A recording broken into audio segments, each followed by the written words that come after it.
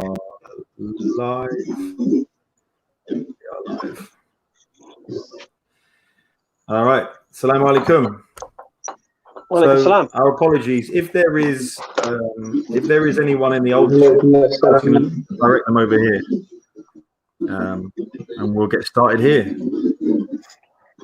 Yeah, just before that happened, Hamza was telling me how good I am with the technical side of it. He was going, "Oh, you're really good with this, Jordan, aren't you?" And then all of a sudden, bang. Well, I do actually become very technical. Yeah. I think, like I said, I've never seen 250 people as you just click live.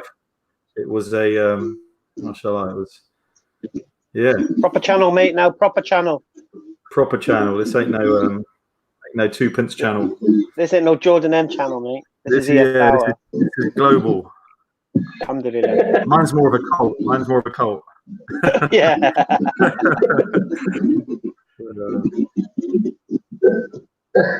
So we're just waiting for Imran. Inshallah. So I guess I don't know if you guys want to say a few words. Go on. I was just saying that I think some of the people on the older channel are asking whether we're gone live or not. So you might want to let them know. Yeah, well, I think what's happening. Yeah, anyway, we know we're live. I think we've. Have you sent Sister Adele the new link? No, I haven't. Good point. I'll put that in the. Nearly giving away our secret there, Hamza. Yeah, okay, so inshallah, let's start because we are live. How's it? Back to my hat, yeah.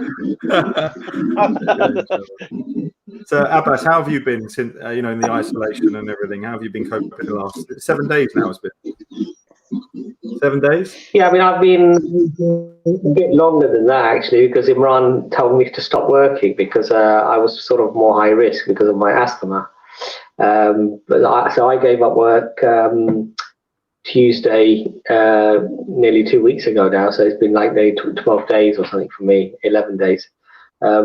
Alhamdulillah, look, the isolation is very easy in this country. We've got food, we've got tablets, laptops, internet. We've got, it's pretty much everything you would need to keep yourself occupied. It is a little bit frustrating not being able to just go out and do what you want when you want. But to be really honest, it's nothing to complain about. I mean, when you compare what certain other people are going through in the world, our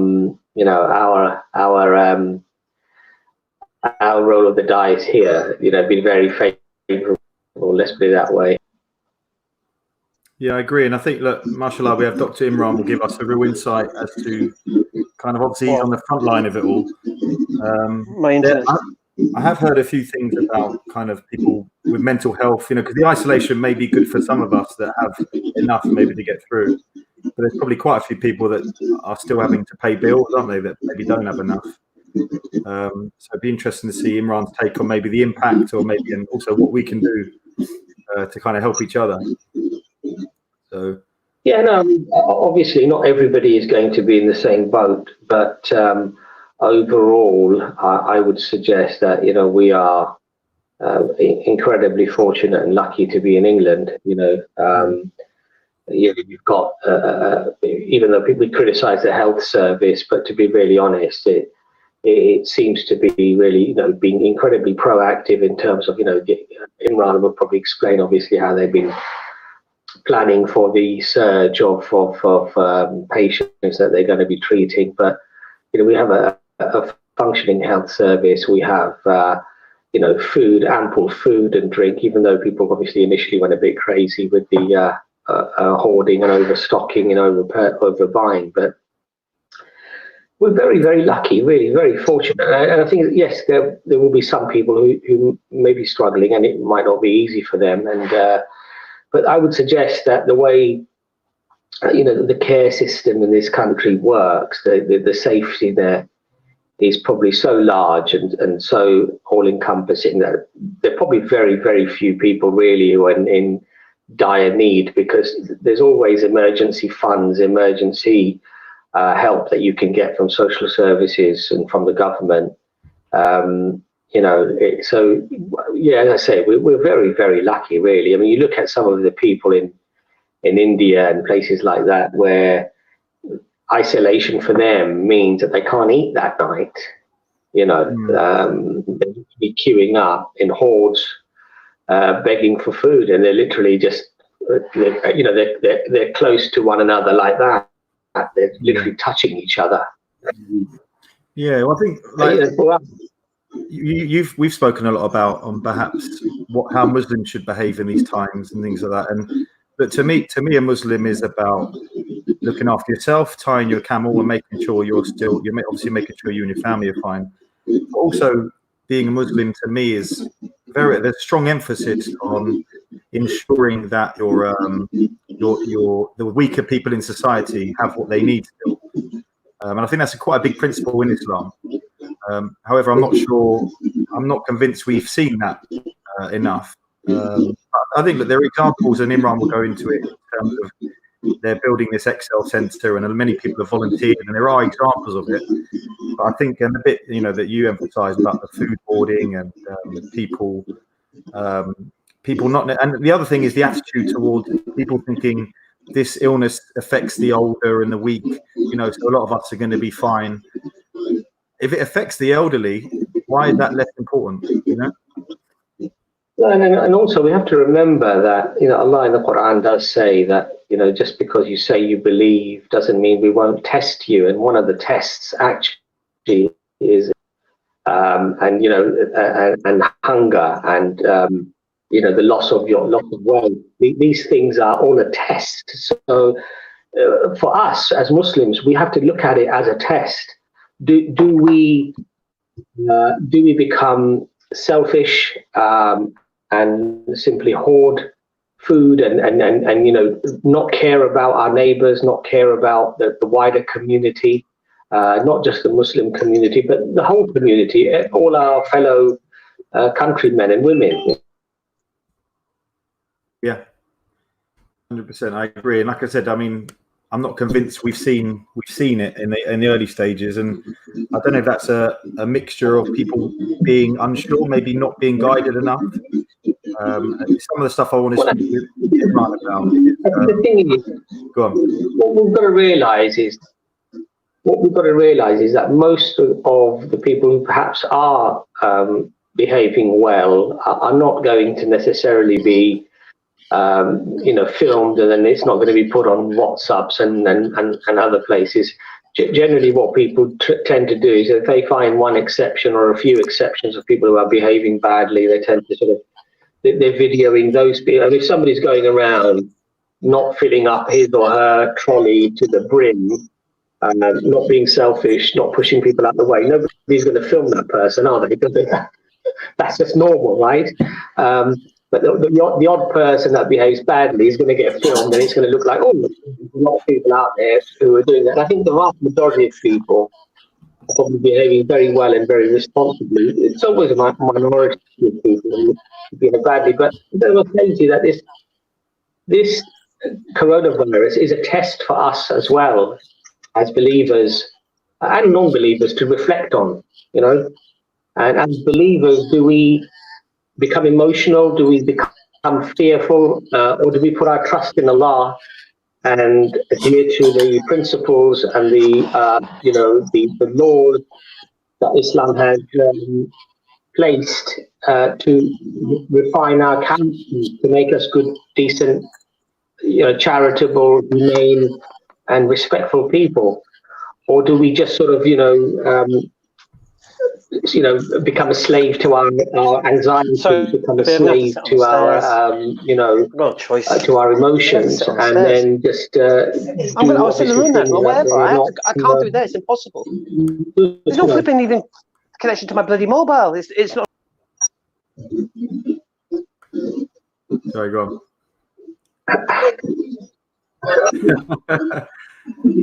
Okay, so is that, Imran, you want to come in there at all? Yeah, no, I think, I think we could talk about, like I said, for me, a big part of being a Muslim is making sure that people, the most vulnerable, the weakest people are still okay. It's a massive part of everything as part of the Sharia, as I understand it, is to ensure that everyone in society is fine. And like I said, I'm not convinced that obviously things were in place early enough for us to act that out. So I think that's why I meant there may be a little bit of sort of, I think people panicked straight away. But yeah, I think I wanted to. Oh, Imran, how you doing? Abbas is love, Imran. So, what I wanted to ask you, Imran, is about this lockdown. Is what it actually means. So, because obviously a lot of the criticism is that people are not actually staying at home, and obviously you, as someone on the front line, are having to deal with a lot of the issues from people not staying at home. However, the government guidelines are you can still go and get your meals, you can still social distance, but however, you still hear stories of people going to see their relatives. You still hear. So what is, and I'm not even sure I can answer, what is a lockdown? So when England's in lockdown, I originally would have thought this meant none of us were out of our houses. But obviously, there is specific criteria for this lockdown and guidance given, isn't there? Assalamu alaikum, everyone. Nice to see you all, inshallah. Great question, actually. Apologies for missing the beginning of the discussion. So, I think at least the most important step that is being taken, we as individuals can take, irrespective of your profession or background, is following this idea of, and I don't really like the word lockdown because lockdown sounds very draconian. We're not being forced to stay in our homes. But the idea is that we have to try and minimize our interaction with each other. And there's reasons behind this. So the main worry about this virus that's spreading is that it spreads very readily, and even from people who may have the virus but show no symptoms. So if you imagine if the virus it can pass on to 3 people quite readily, so it has a value, we call it an RO value, which is how transmittable the virus is amongst people. So one person can transmit usually to 3 other people. So the value for this virus is between 2.5 and 3.5. So it's probably around about 3.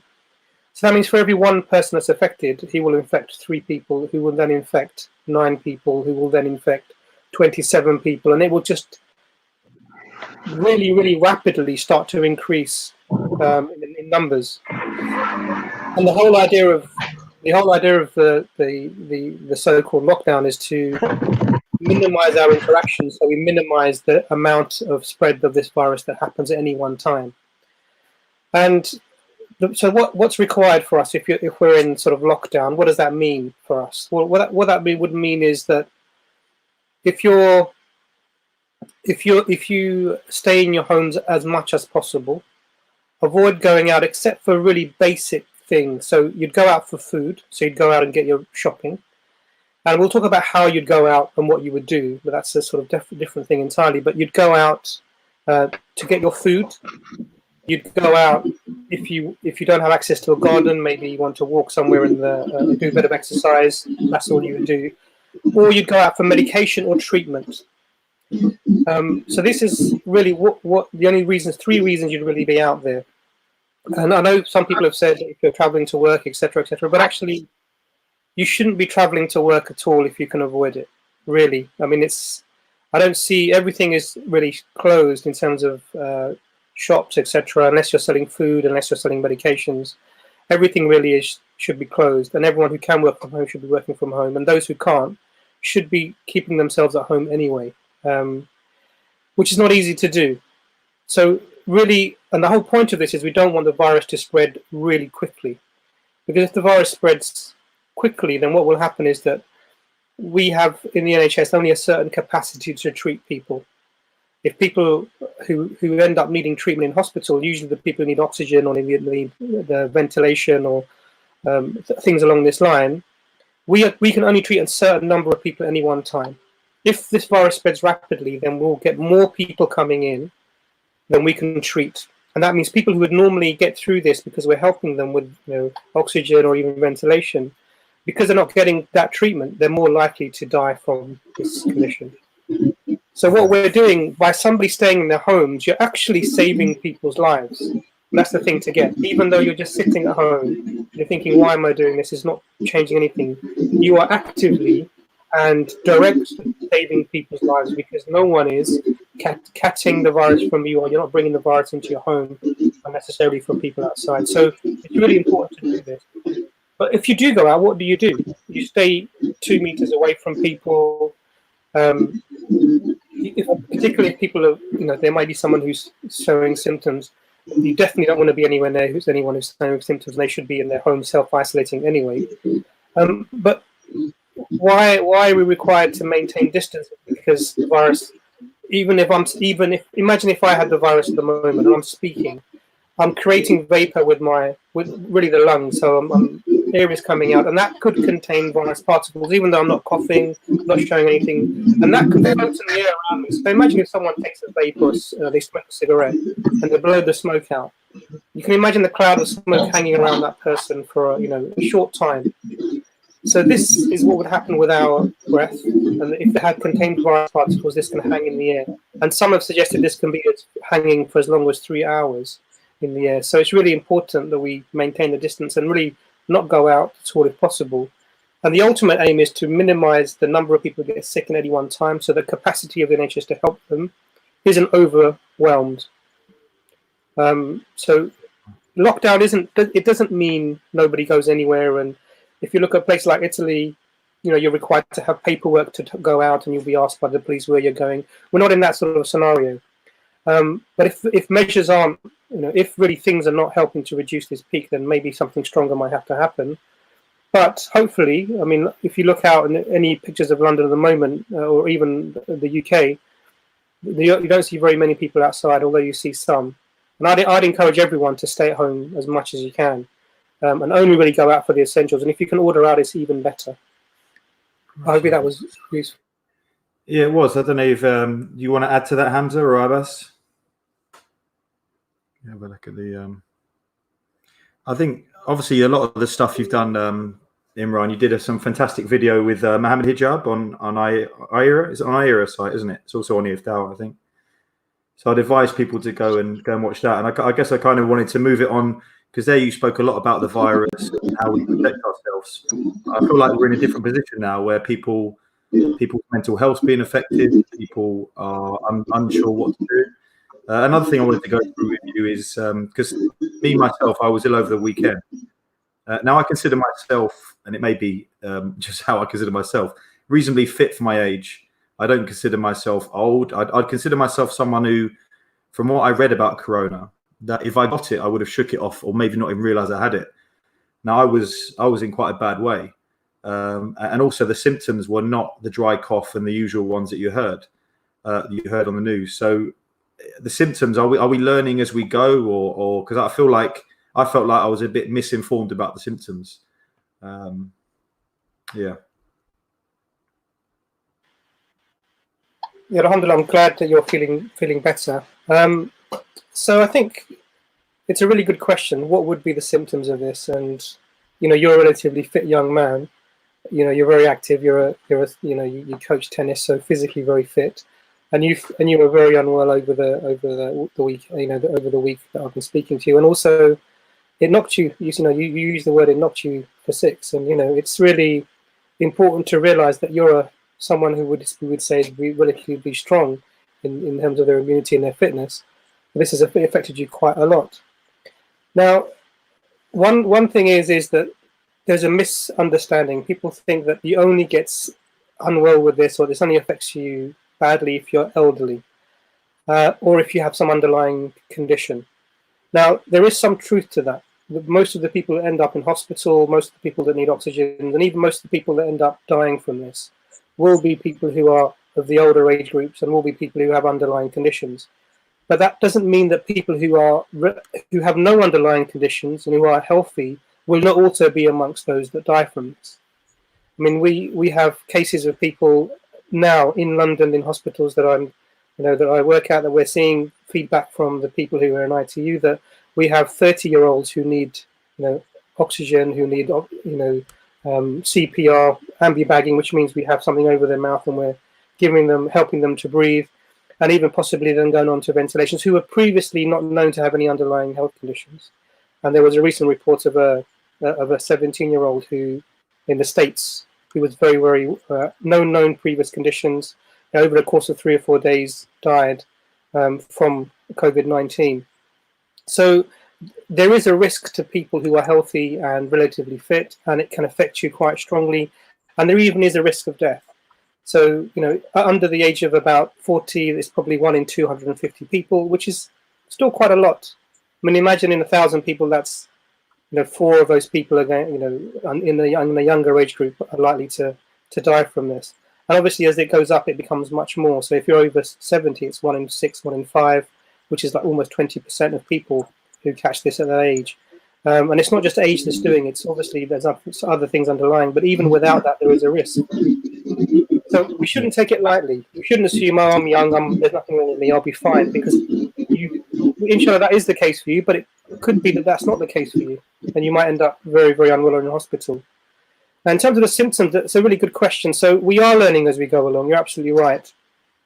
And there's a whole variety of symptoms. So the advice from the government has really been based around what the commonest symptoms are. So we know from of all of the people who were, if you looked at all the people that were treated in China until about February, we have a collation of their symptoms they presented with, and about 90% of the people had a fever, and about 2/3, so about 66-67% had a dry cough.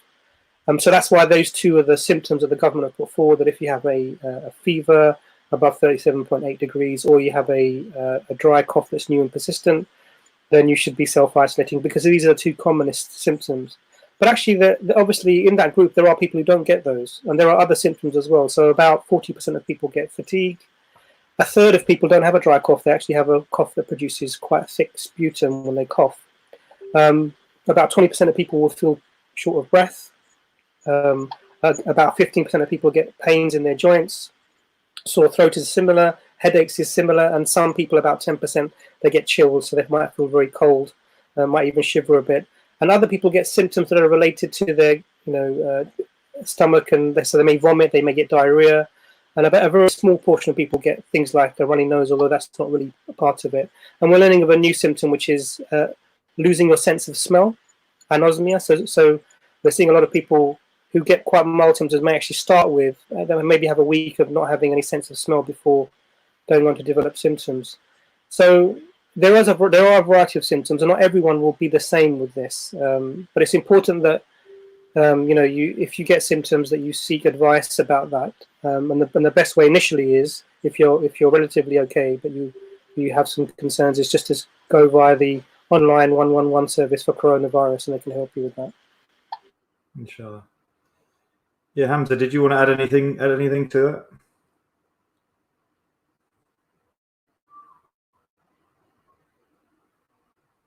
I can't hear Hamza. Can you hear Hamza, Imran? Can you hear me now? That's it. Yeah, sorry, my mic had come out. Okay, it's very hard to follow that. I mean, he's give all the advice that needs to be done, to be honest with you. Yeah. There's a couple of things I wanted to say about I've seen a lot of videos where people are attacking shopkeepers for putting prices up, saying they're taking advantage of the crisis. And because I'm a retailer myself, I wanted to stick up for some of them a little bit. Now, I'm not saying all of them. There are unscrupulous people out there. But it's the wholesalers who are putting the prices up, because the demand is short. And when the demand is short, the capitalism, economic system, the prices go up. And the retailers, because they're at the coalface, they're having to put their prices up. Otherwise, they can't afford to make a profit buying and selling.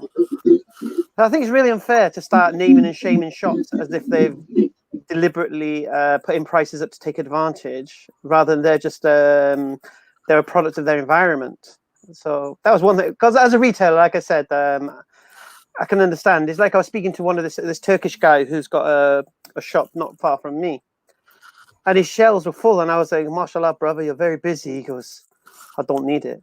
He goes, "It's costing me £20,000 just to keep the shelves full, and my wholesalers have put all their prices up. I just want to go home and see my family, but I can't let these people down." So can you imagine the shopkeeper is paying so much money? He's paying through the nose now to get the stuff, and just for the people, for his customers. Yeah. Now we don't hear that. All we hear is, oh, they're taking advantage. So I think that's something that has to be considered before we start naming and shaming shops putting their prices up. I agree. Although there are unscrupulous people.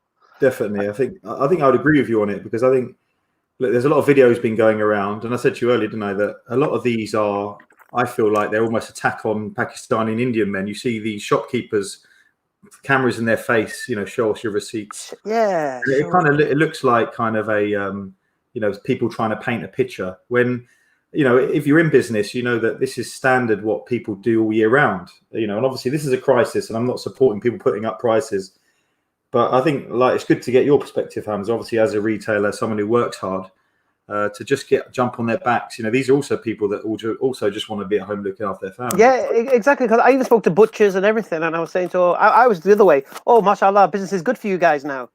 And they're like, we're tired, we're exhausted, we're non-stop filling, You know, people need to. They want people to chill out. They're saying they want people to stop buying everything. Just relax. Yeah. We're here tomorrow.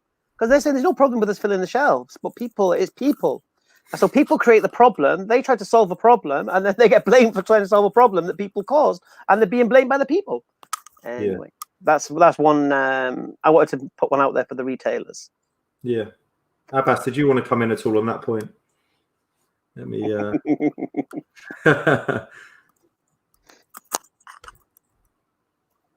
I think there are obviously wholesalers that have raised their prices, but I think, there's obviously some cases where there are retailers as well who are not necessarily paying more, and are, you know, just cashing in as well. I mean, look, wherever there's money involved, unfortunately, retailer, wholesaler, distributor, whatever the chain might be, people will try and capitalize. I mean, it's not, the retailers are not all villains, obviously, neither are the wholesalers. You know, there's probably bad people and good people everywhere, you know, in the whole chain, you know. Yeah, I agree.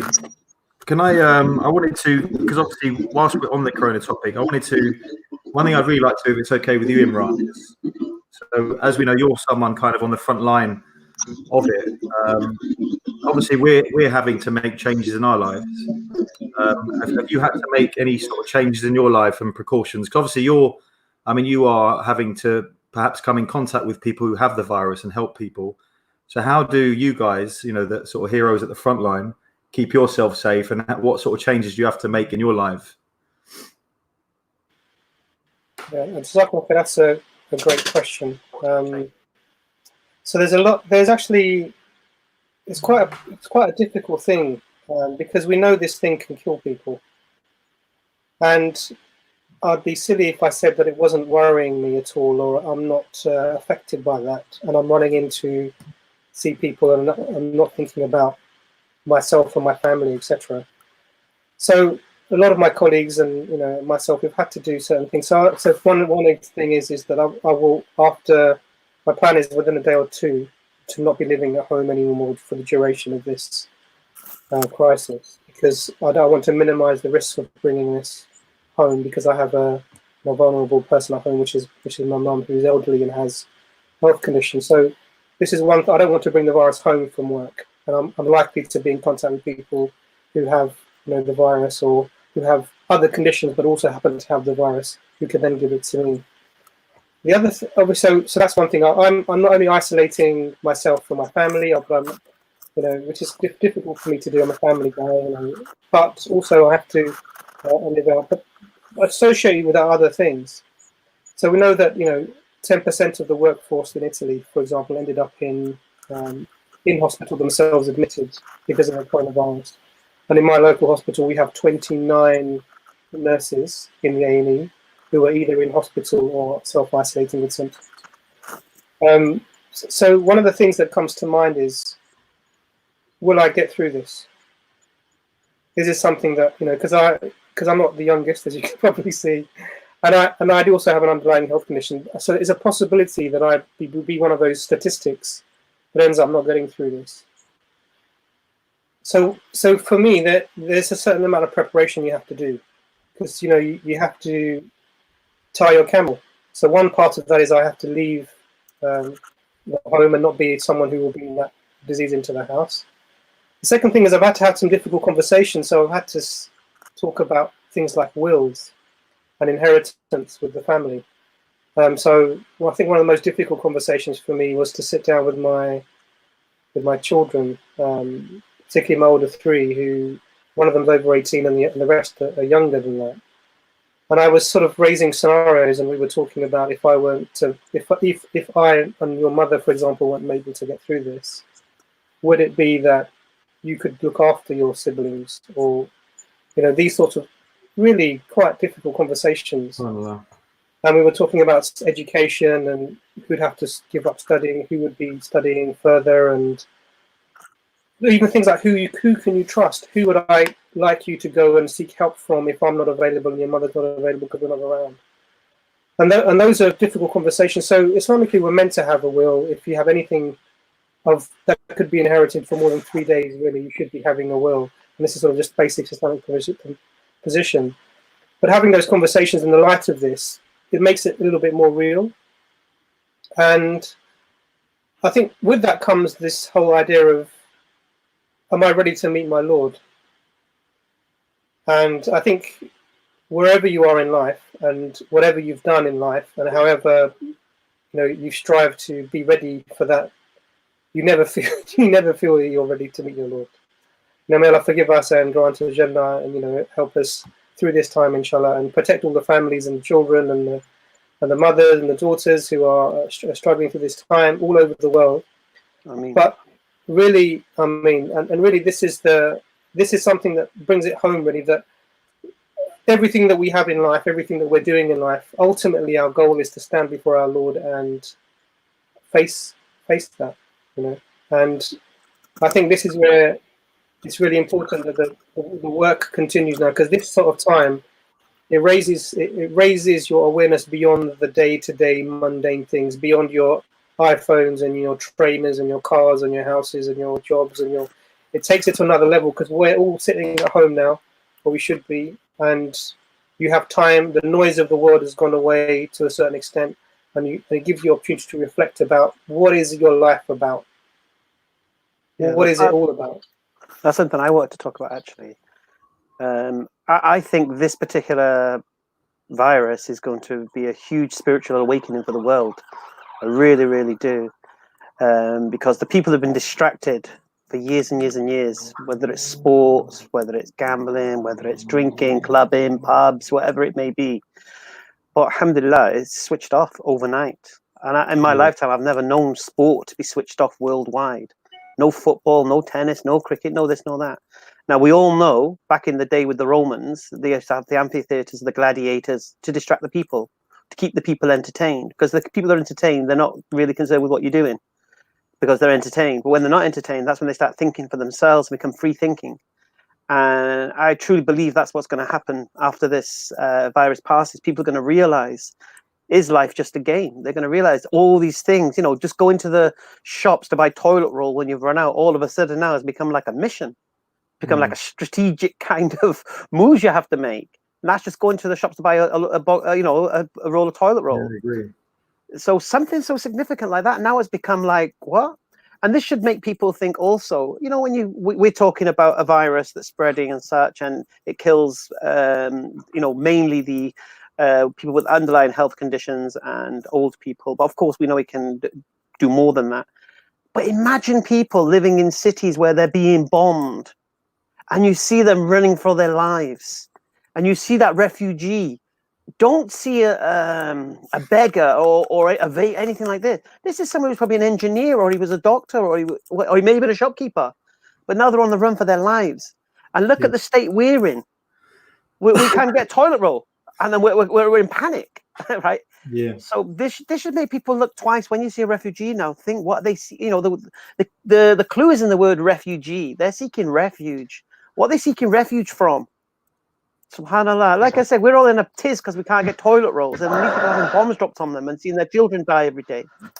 So I think there's a massive awakening needs to be going on, and I think it will do that. I believe this is a massive detox. This will detoxify the world from all the things that have been distracting it. Yeah, and like it's almost as if, isn't it, that we've submitted to the virus.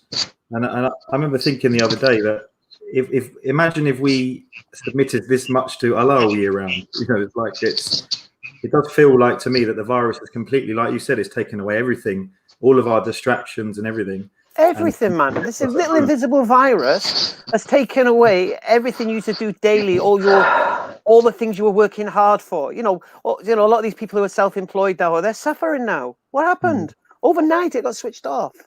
So it's temporary. All these things, your cars, they're useless. Your cars are just sat there now. I'm like thinking, I've got a work van, and I'm thinking, I have to go finish, cancel the insurance on it now. What's the point? All these things. The only good thing now is everyone's at home. And with their families, and they get to speak to their kids like they never did before because they're always working. It's like, for me, alhamdulillah, for 12 weeks I've self-isolated myself because of my wife's underlying health condition. It's like no school runs, no shopping, no markets, no shops, no wholesalers, no hanging scarves. Fantastic, alhamdulillah. I mean, I can't think of anything else that could have created that situation for me. And I think also at the same time, it gives a chance to do things that you never thought you'd do before. Like I can't wait to get back into the park because inshallah in this I'm going to use this time to really sharpen up our arguments because you've got the time to do it now. So you're going to be even more deadly. Inshallah. Alhamdulillah.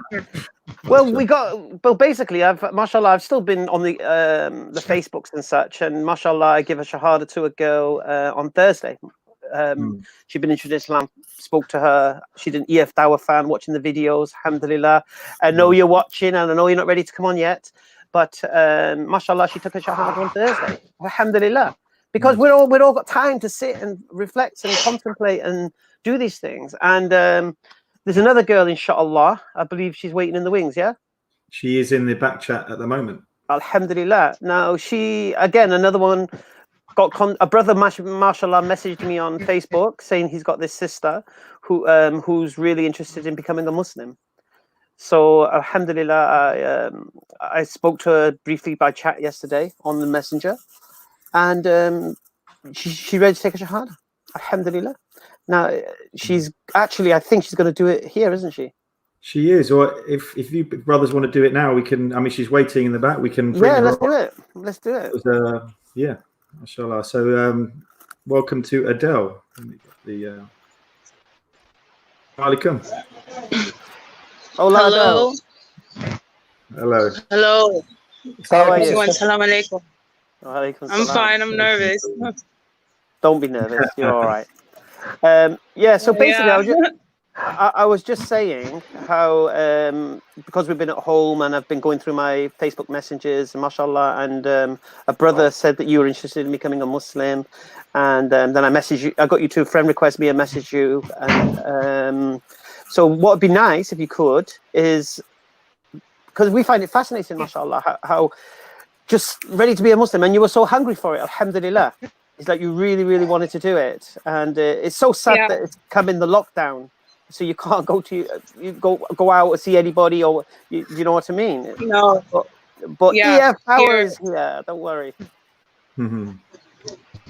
Yeah, I'm in Argentina. There's no chance, and I've never been to a mosque here because if there is a Muslim community here, it's very small. I personally haven't met anybody here in 12 years that's Muslim, so I don't know how I'm going to manage. You're in Argentina, isn't it? Yeah, in Argentina, in Buenos Aires. And it's more of a Catholic country, so there's, saints and all that all around, and there's no escape. But then when you start reading or listening, you feel like you're connected to him, and that's the escape. Alhamdulillah. So I'm ready to do it. Alhamdulillah. Yeah. But do you want to give us just a kind of background, and then how you've come to this decision? Well, I grew up in the States, and there's so much diversity there. There's all the religions, so you learn. And I I never had a religion imposed on me. So, you know, if you grow up with a certain religion and you think there's no other options, but luckily in my home, I was free. You know, I had friends of all different religions and you go learning, but it's a quest that you do on your own. And I got a copy of the Quran in Spanish here at a flea market for 40 pesos. So I don't know how much pesos is in pounds, but less than $1. That was about 2 years ago, and I started reading it. And everything you read, you just say, yeah, that's right, because it just touches you in a way that it feels like he's speaking straight to you. Alhamdulillah. You know, no matter where you're from or who you are, it's just so much truth. Then I started to listen to, I looked on YouTube recitation of Quran, and I never heard prayer like that before. I said, if you're not praying like that, what are you doing? It's just so pure. And I said, I have to learn this. I have to be a part of it. So I want to make that statement to say that I recognize that it's true and learn how to serve him. You know, not be distracted. Like you guys were talking about how this virus is taking away all the distractions, and you have to focus on with our lives. It can end at any moment, so you can't waste time. Alhamdulillah, beautiful. Alhamdulillah. Yeah, I remember the Sheikh, Hamza. Did you remember the Sheikh in Saudi saying that the Quran speaks to the soul? Yes. If that resonates. Yes. Adele was saying that, regardless of the language or things like that, when you're hearing it, particularly in Arabic, when you're hearing it, it speaks to the soul. Yes, even if you don't understand the words. Yeah, it's not something that there is logic behind. I was watching the videos how you say the video where you're arguing with this woman about she wanted to say that the Quran was changed and she didn't have a way to prove it. There is logic behind it, but there's also just a feeling that you don't need to explain. Anybody can hear it, and if you're open to, but as it said, he gives this wisdom to who he chooses, right? So sadly, there are people that maybe can't open their heart to it. But if you can, you will feel that. There's no way to not feel it. Alhamdulillah. It speaks to you, yeah. Okay, because you said to me yesterday, you said you wanted to do it with witnesses because, you know, you felt that you had to do it with witnesses. And obviously in lockdown, there's not really many witnesses. So no, we have witnesses for you. How many witnesses do we have? Let me just see. Oh, no, I don't know. Yeah, I don't know if she wants to know. How many? How many's watching? We got 458 at the moment. Allahu Akbar. So you're going to get your witnesses. Okay, hello everybody. Okay, so I'll say it really slowly in Arabic first. Okay. And then we'll say it in the English, yeah? Okay. Okay, so repeat after me. Ash. Hadu. Allah. Ilaha. Allah ilaha illallah wa ashhadu anna Muhammadan Rasulullah. Oh, repeat that last one. I'm so sorry. Rasulullah. There's birds here. I can't hear. No problem. Rasulullah. Okay, so I bear witness. I bear witness. That none has the right to be worshipped. That none is to be worshipped. But Allah. And I bear witness. And I bear witness. That Muhammad. Is the messenger of Allah. Allahu Akbar, my sister. Allahu Akbar. Congratulations. Welcome to the deen. Welcome to the brother and sister. Thank you. Alhamdulillah. I feel I've spoken to people in these days and I was very afraid because, you know, I'm not a white American girl, and I say, you know, you almost maybe feel like you're trying to be something that you're not. That's my biggest fear. But if it speaks to you, you can't deny it once you feel it. Yeah. So it's like the beautiful thing is about Islam, you don't have to transform your culture. Yeah. You just have to do you just learn to do the things that are prohibited by Allah and do the things that are encouraged by Allah. And if you look at the things that are prohibited, drugs, gambling, alcohol, all of these kind of things, you can see the detrimental effect of them. And then if you go towards the good things, then you'll see the benefit, because once you start praying, then you'll connect your soul to its creator. And that's all your soul wants. Subhanallah. Yes. And we at the should same time, also want it. and it's like I said to you earlier, this world is like a jungle, and we all have to pass through it, and there's dangers all throughout it. Whoop, we lost you. Dangers all throughout it, and Islam is the map. It's the map and the guide to come through the jungle. It's to know what you can eat, what berries are poisonous, what berries will kill you, where the swamps are, where the dangerous animals are. Alhamdulillah. And because we all have to pass through the jungle. Now, some people say to me, "Oh, I believe in myself. I don't believe in anything else. I just believe in myself." Then that's what everybody says. But who gave you this breath? No, but even if they Alhamdulillah. But even if they believe in themselves, then they should want the best for themselves. And if you want the best, so if you want the best for yourself, you want the best guidance from yourself. And the best guidance can only come from the one who created you, who knows you. So the amazing thing is, if you want the best for yourself, become Muslim. Alhamdulillah. It's but so many people have so many misconceptions, and they're not willing to even to learn. But it's the best for them, it's because all it is submission to him. How can you be unprotected if you're in his hand? That's it. You don't really have anything to worry about. Who can harm you if he's protecting you? Alhamdulillah, beautiful stuff, man. Alhamdulillah. It gives you a lot of peace. So we're going to stay connected, inshallah. We're going to be here to guide you every step of the way. Okay, thank you. No problem. Thank you. We're here for you. Bye. Does anyone else want to say anything to the sister? I think it was amazing there how even the birds were celebrating. The birds were taking shahada as well. Yeah, mashallah. But, tropical birds. Okay, well, thank you. You're welcome, my sister. You take care. Okay, I'll be listening. Bye. Inshallah. Assalamu alaikum. Congratulations. Welcome to the revolution. Alhamdulillah. So in my isolation, that's what I've been up to, as well as Total War Warhammer. But it kind of beats what I've been doing, actually. MashaAllah. No, it's just amazing how people are hungry for Islam, because we go to the park and there's so much animosity we do find there. We do find the odd person here, but there are people who are hungry for this religion, and mashallah, we need to appreciate what our videos do. There are people watching worldwide, and there are people gaining benefits, because sometimes we can get demoralized in the part.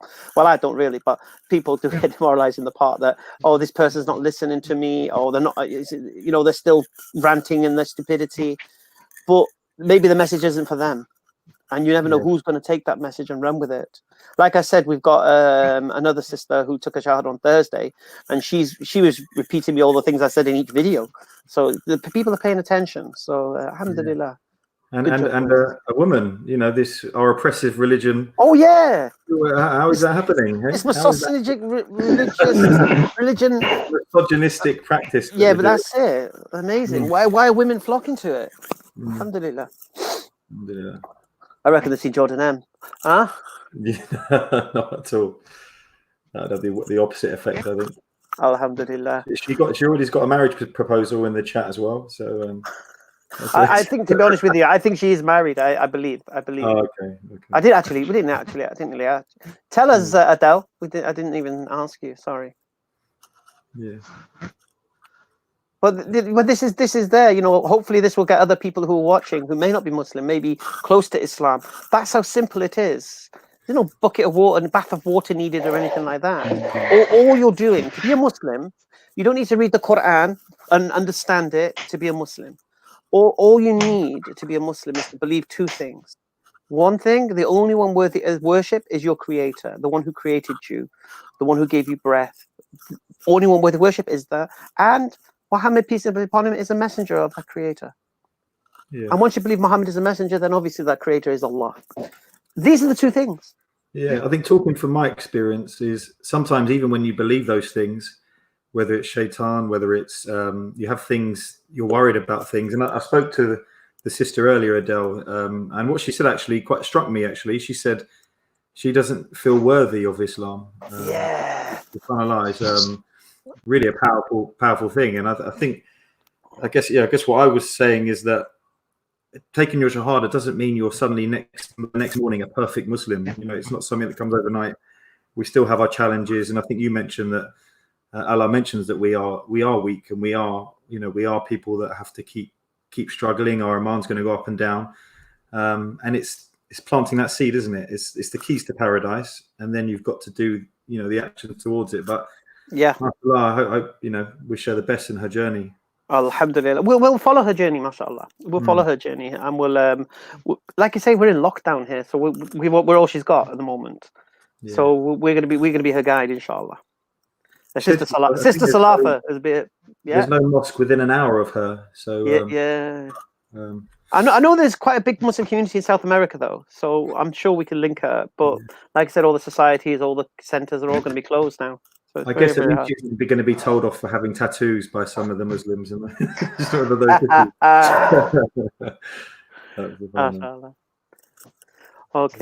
so is that coronavirus done now, or are we going to continue with that, or? Well, I don't know if is there anything. I think Abbas, you mentioned a lot about. I feel how we should behave as Muslims going forward. I think you've got a lot of stuff on that kind of. I know we briefly touched on it, but have you got kind of advice for how we should behave towards each other as communities going forward from this point, I guess?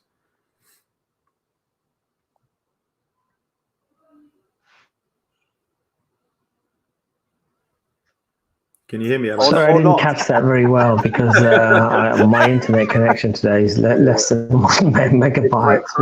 So you repeat that. Sleep, isn't it? My question. Yeah, exactly. Can you just try and repeat that? Yeah, I was saying I've spoken to you before, and you've got a lot of, mashallah, good advice on how we should behave as Muslims going forward from this point. Obviously, a lot of us are in panic. We're worried about our loved ones. They're talking about some peak that's happening at the moment. We're all, whether it's the hoarding, whether it's and the other thing I want to touch after as well is the volunteering.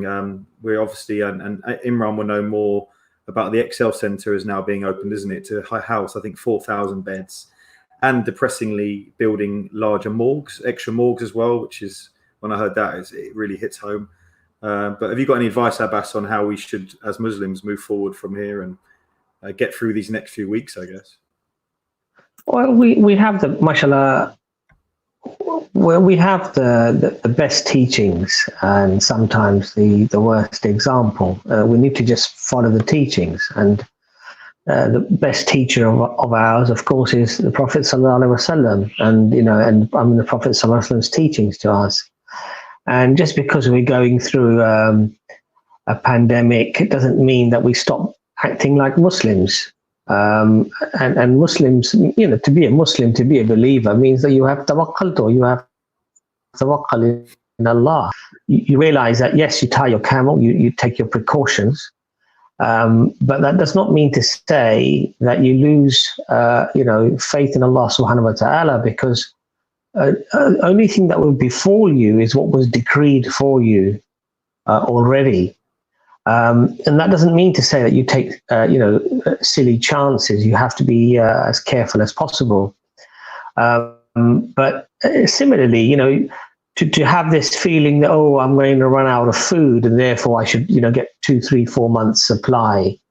And it doesn't matter whether the old lady down the street can get a loaf of bread or not. As long as I've got 3 or 4 months worth of supply, then I'm okay. I mean, this is not an Islamic way to behave, It doesn't mean that you shouldn't be careful and have at least, I don't know, a couple of weeks worth of food or whatever.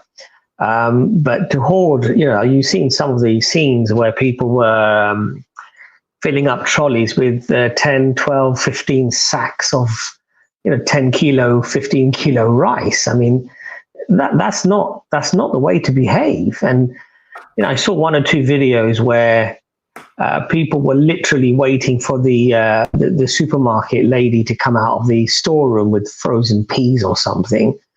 And it was like watching a bunch of vultures jumping on her before she even had a chance to get out of the doors properly. And they were just filling up their trolleys. And this is not the way that a Muslim should behave. This is not showing tawakkul. This is not showing that you have your faith in Allah subhanahu wa ta'ala. This means that you're bowing to your fear and you're bowing to your emotions. And a Muslim, has to be in control of those faculties, not lose control in that way. So we have to be very, very careful. And remember that this virus is a test from Allah subhanahu wa ta'ala. And if we behave with compassion, we behave with a compassion for our fellow human beings, for our fellow community, countrymen and women, this is all part of, charity. And this is good practice. And this is, Allah subhanahu wa ta'ala is pleased by this type of behavior. To become selfish, to become aggressive, to become, selfish about these things. This is actually sinful in Islam. This is not something that should be done. I was a hoarder. Was that? You're a hoarder. I call it pragmatism. No, basically because of my wife. She's got this underlying. She takes immune suppressants. So, I always see things from different angles, just the way I am. And the way I saw it was not necessarily the food's going to run out. It's the fact that I don't want to go to the supermarket every other day to get bits and pieces of what I'm going to need. And I don't know how bad the virus is going to get out there. And I can't risk it. And when I come in, it's a whole regime. Wash hands, shoes off, clothes off, in a bag, this, that. Do you get me? It's like, just to go out of the house is just to go to the door to get a letter, I have to come back in, wash hands, this, that, the other. So for me, it's a case of, look, buy long life things that we know will last time, pasta, rice, toilet roll, things that are essentials that I don't have to keep going to get every day, which I know I'm going to use virtually every day anyway. Right, you can stop laughing. Right, so so that was my angle. And again, there are people who do hoard stupidly, and I've seen videos today of food in bins, bananas in bins, and you're like, what are you throwing bananas away for? But do you know what I mean? So I do understand why some people have done it, but the levels they've done it, I think that's where I don't think there's nothing wrong in buying.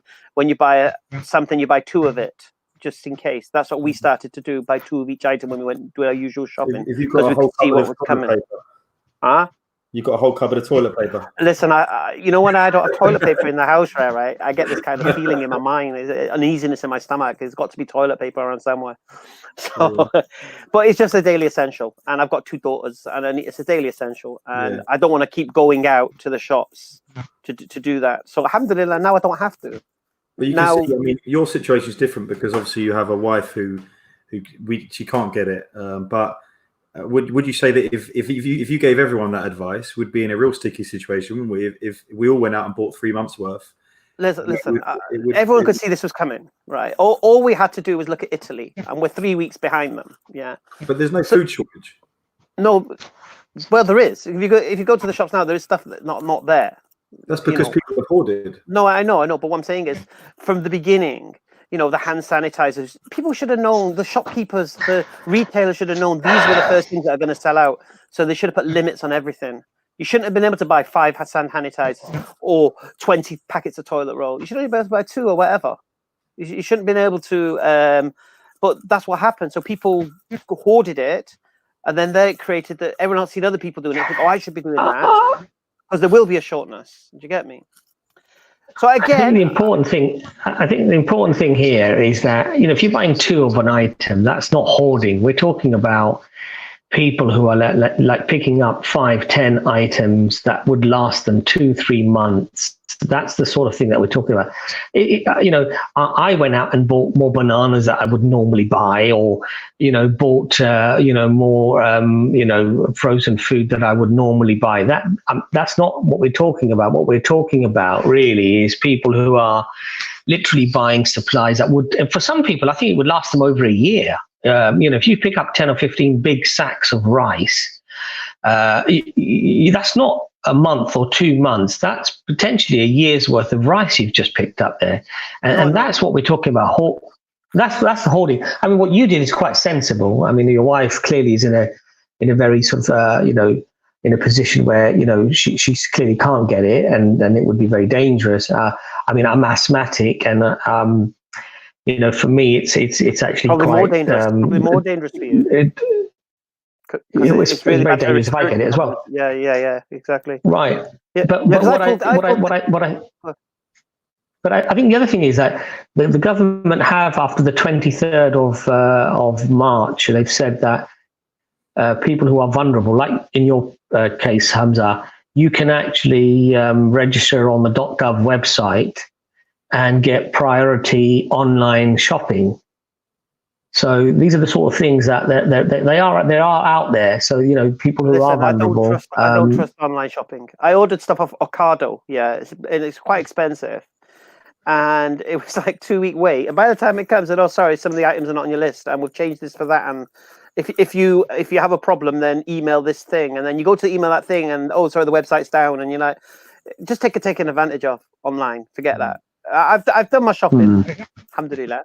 A friend of mine who does he's a wholesaler of meat, and he gave me, mashallah, a full freezer's worth of meat for free, alhamdulillah. So I think when I was listening earlier, Hamza, I was kind of buying, when we chatted earlier, I was sort of buying your argument into, I mean, like I say, your situation is different, but you're saying people should bulk buy, so then having less interaction or contact with other people. Well, we had that discussion about the pharmacy, remember? Because we had one conversation where people say, "Oh, you're queuing up outside the pharmacy," and I said, "Well, I made sure I got 3 months worth of supply of my wife's medication," and you said, "It's people like you that are causing the queues." Oh no, that wasn't me. That wasn't me. Yeah, that was you. And then I said, because I did that, I'm one person less in the queue. And the amazing thing is, I've just found out, and the doctor could probably verify this. Yeah. One of her medications, hydroxychloroquine. She has to take these tablets every day, and there's been some rumor of, I don't know how true or not it is, that this can help fight coronavirus. So now, all places like France and all these kind of places, they're selling it directly now. And so there's a shortage now of hydroxychloroquine in the market. And apparently, I think it's India who have the raw ingredient to it. Yeah. And they're not exporting it now. Yeah. So my wife could have a shortage of her medication because of this.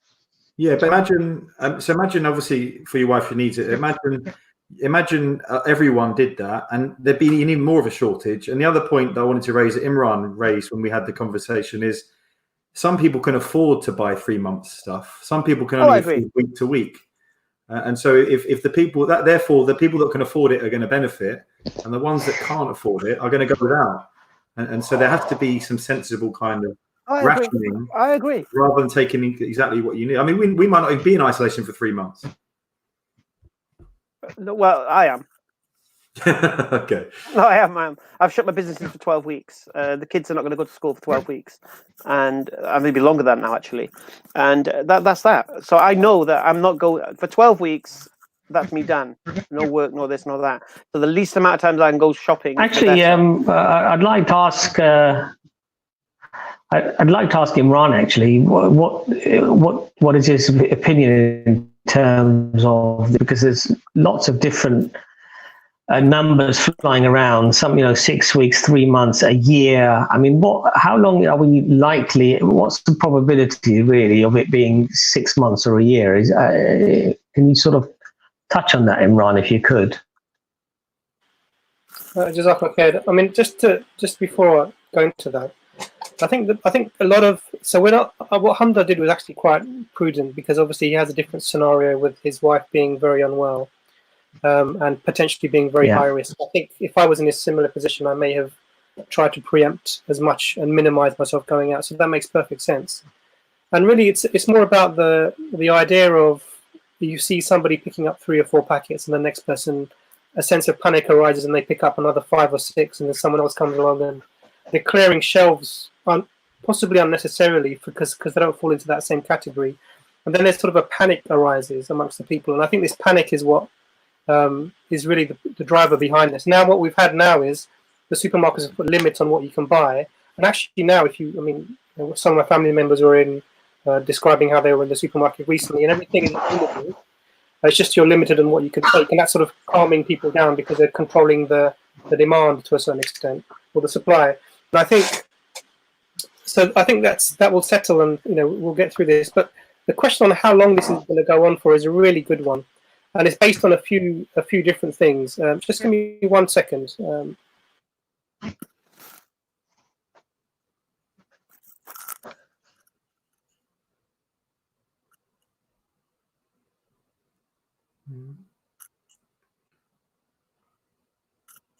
What happened? Imran is muted, I think. Yeah, his microphone. Oh yeah. So can you hear me now? Yeah. Okay, sorry.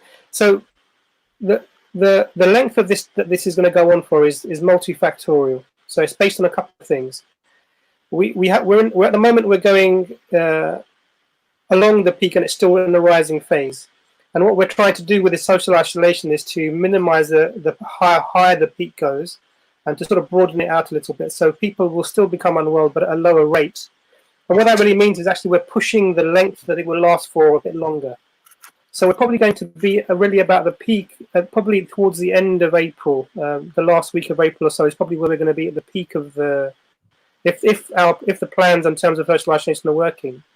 And then it will start to come down. And really all the people who are really unwell, all the people who are high risk, they would have to really just not be around on the streets at that time, because that means that the number of cases are so high, it's going to be spreading very fast. And then it would slowly go down over another, a similar length of time, so maybe 3 or 4 weeks before it would go back down. So we're looking at sort of, 2 months at least from this point before we start to see the numbers reducing again. There is a problem though, and the problem is actually this virus is likely to become a yearly virus, like the flu virus, for example, and it may come back for the winter, which is really the big worry, because in the winter there's lots of viruses around and people could become more unwell. So if you look at the countries that have had really strong, so if you look at South Korea and Hong Kong, they've sort of clamped down completely. Now the problem is when they release the people back out, when they start to go back to normal, you might see another rise, because if the virus hasn't completely cleared, it will then go out and start infecting people again.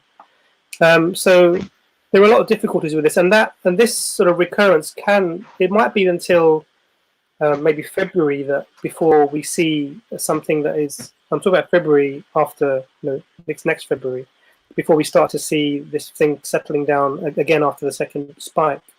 So it can be long-winded, but what we're trying to do is keep the numbers low so that people can be treated, and also that once people are well, and soon we'll have the tests to say to somebody, oh yeah, you've had it, you're okay, you can carry on.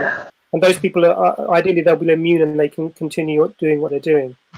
So it is a bit of a long haul, and I think it will be, if we don't have a second peak, then it will be maybe a few months. But if there's a second peak, then it's maybe reoccur again after September. But really, time will tell if the plans the government put in place are doing what they're meant to do. And now that's not I don't want to scare anybody by saying that. Just sort of giving you the outline, because really, as time goes on, we're learning more and more about this, and there are people who are actively making vaccines that will help to sort of mitigate this, like we have for the flu vaccine, for example. And if those come into play and they're sort of tested and they're shown to be safe to use, then this will mitigate this quite a lot, and we'll have a lot more control over it, inshallah. Inshallah. Got a question from I think Blazing Heat asked it. Would it be safe for people to be out when the curve is flattened, even though the vaccination haven't been made yet. So if you're out and about when the curve is at its peak, so whether it's flattened or not, so the curve just tells you how many people are getting sick at any one time. If you're out at the time when the peak is at its highest, then you're more likely to get the infection. So really the idea is just to miss this.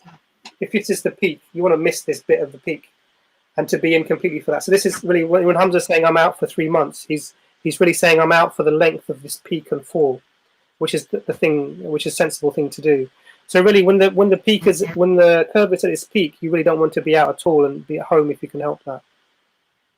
I agree. Someone's asked if there are any symptoms that could mean some people aren't isolating who should be.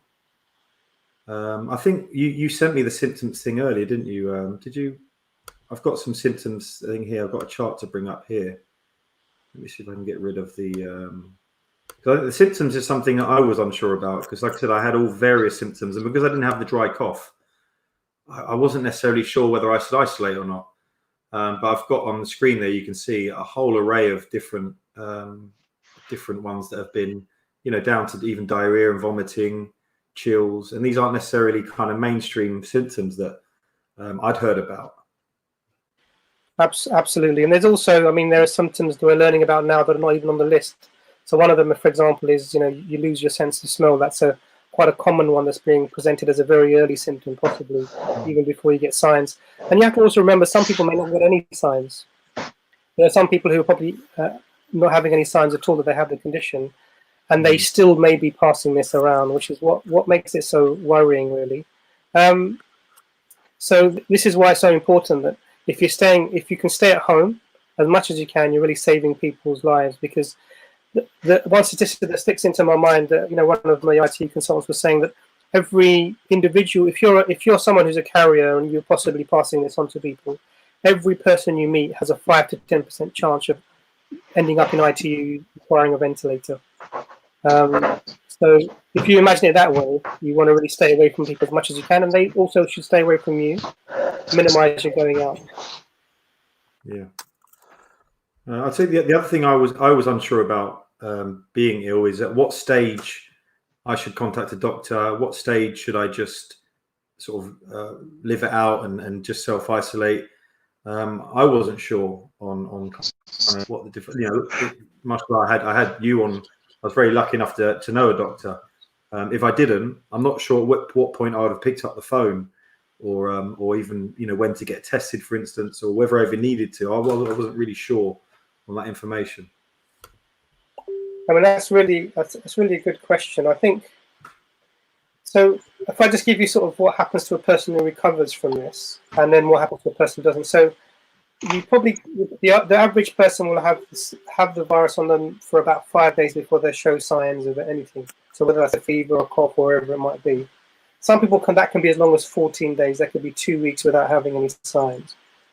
And once you get the signs, you have whatever symptoms you might be having. So whether that's cough or fever, around about days 5, 6, 7, you may feel a little bit of shortness of breath. And then if you're going to be one of those people who recover, it tends to settle down after about a week, so day 7. And then you may just have the cough persisting, but everything else really settles down. The tiredness will go away over a little bit of time. But people can feel quite drained for a little while. If you're somebody who's becoming unwell and they tend to get better. Now, if you're one of those people who doesn't get better, then what happens at about day 7, things start to become worse and the breathing becomes more difficult. So people feel they can't breathe very well. They might not be able to complete a sentence, or they might not be able to eat their food normally like they are because they're breathless when they're eating. Or they might not be able to do their normal day-to-day activities they were doing, say, the day before. So if you feel your breathing is getting worse, or if you get any other symptoms like, that we worry about, so chest pain or dizziness that's very strong or profound, at that stage this is when you would really seek help. So if you're feeling short of breath or you're having chest pain, obviously you'd call 999. And if you get to day 7 and you're not feeling better, or if you feel unwell before that, then the way to do it is to call 111 and go through their online advice, or and seek help, or even via your GP. But the GPs are really what we're trying to do for general practices. As GPs, what we're doing is we're trying to minimize face-to-face contact with people, because we don't want the virus being spread around. and we're making capacity because a lot of the doctors are going to be redeployed into the hospitals because there's going to be such a demand to see patients, and there's not going to be enough medical staff to treat them. Yeah. So we're trying to do everything, on video, online. So if you feel, so really to answer your question, if you start to feel after about day 7 of this, your breathing getting worse or you're not getting better, that's the time to seek help. So I think one final thing, I guess, before we move on, Imran, because I think you've covered a lot for everybody, is we were talking about the volunteers and obviously what people are, the Excel Centre and stuff. I think you've got some numbers, haven't you, for people to call as well about. Was it? I think you gave me some numbers to call about. Was it overpricing or something? So what's happening is, I think I sent you the so the Excel Centre, which is the new hospital, are actually recruiting for people to work there, in obviously non-medical roles. So the numbers are available, and if you can put those numbers up, that'd be great. I sent it to you on the mentors, and you can ring up, and then they will talk about the different roles that are available, and also the different rates of pay that you have for that, and what types of shifts you can do. Because obviously this is a massive hospital that's being built. It's going to need people from administrators all the way down to cleaners. So people, if they're able to help, if they're healthy and they're young, particularly, and they want to help in this sort of big effort, it's really useful to do that. So we'll put the numbers up shortly. And you can have a look, and then you can think about applying if you'd like to do that. Oh, nice. It was in the mentors, because I think I've got a group. You sent me some numbers about some overpricing as well. Leave the retailers alone. Yeah, absolutely. So there is a government line that you can, if you want to report anybody who's sort of exorbitantly pricing their goods, then this is the number that's come up on the screen now. You can either send an email to this government email, or you can call the number and you can sort of make the complaint. And what will happen is that will be looked into, researched, and appropriate action will be taken to sort of minimise people doing this. I think it's important that when things are difficult for everybody, that nobody takes advantage of that situation. Alhamdulillah. Yeah. Inshallah. So I'll just get the numbers up for the. The Excel Centre, is that just, is that obviously, I heard there's 500,000 people now volunteering, which is one of the good things that have come out of this, isn't it? When you hear that sort of help, obviously we talk a lot about the hoarding and things like that, but there are plenty of people now volunteering to come put themselves on the front line, to join you, I guess, to really combat this. Yeah, alhamdulillah. Really, like Hamza was saying, this natural, and you can think of it like a natural disaster. It's like an earthquake or a flood, this is a virus that has come, and Allah is the creator of everything, and He's produced this virus. And the whole idea is that there's going to be many things that will happen with this. But what you're seeing is people's character, and it shows you that human beings are generally decent people, and we're seeing lots of people who are selfless and who are really, really doing whatever they can to help those around them, and even volunteering and coming along, helping in any capacity that they can. And it's quite heartening to see that. The idea that you're sort of on your own, hopefully shouldn't be the case, because if you're self-isolating as an old person or a vulnerable person at home, the government is even try to organise so that you will have food delivered directly to you, and it's doing its best in that scenario to try and provide every single person with whatever they might need during this time. So there's really showing a lot about human character and how most people are really decent people, and it's sort of encouraging and heartening, because inshallah this will be over. We have trust in Allah, and Allah is the protector, and this will be over, and we still need to function as a society after this. But this will change us as a society. It's going to make us think of the bigger things, as Abbas and Hamza were mentioning earlier on, inshallah. Alhamdulillah. Trying to get those numbers up, but today's one of those days where nothing is working. So it's one of those days. MashaAllah. I got them here. Let me have a look. We can leave a link to that, inshallah, in the description. I think I've got them now. Let's have a look. Where are you? So this is the these are the numbers, yeah.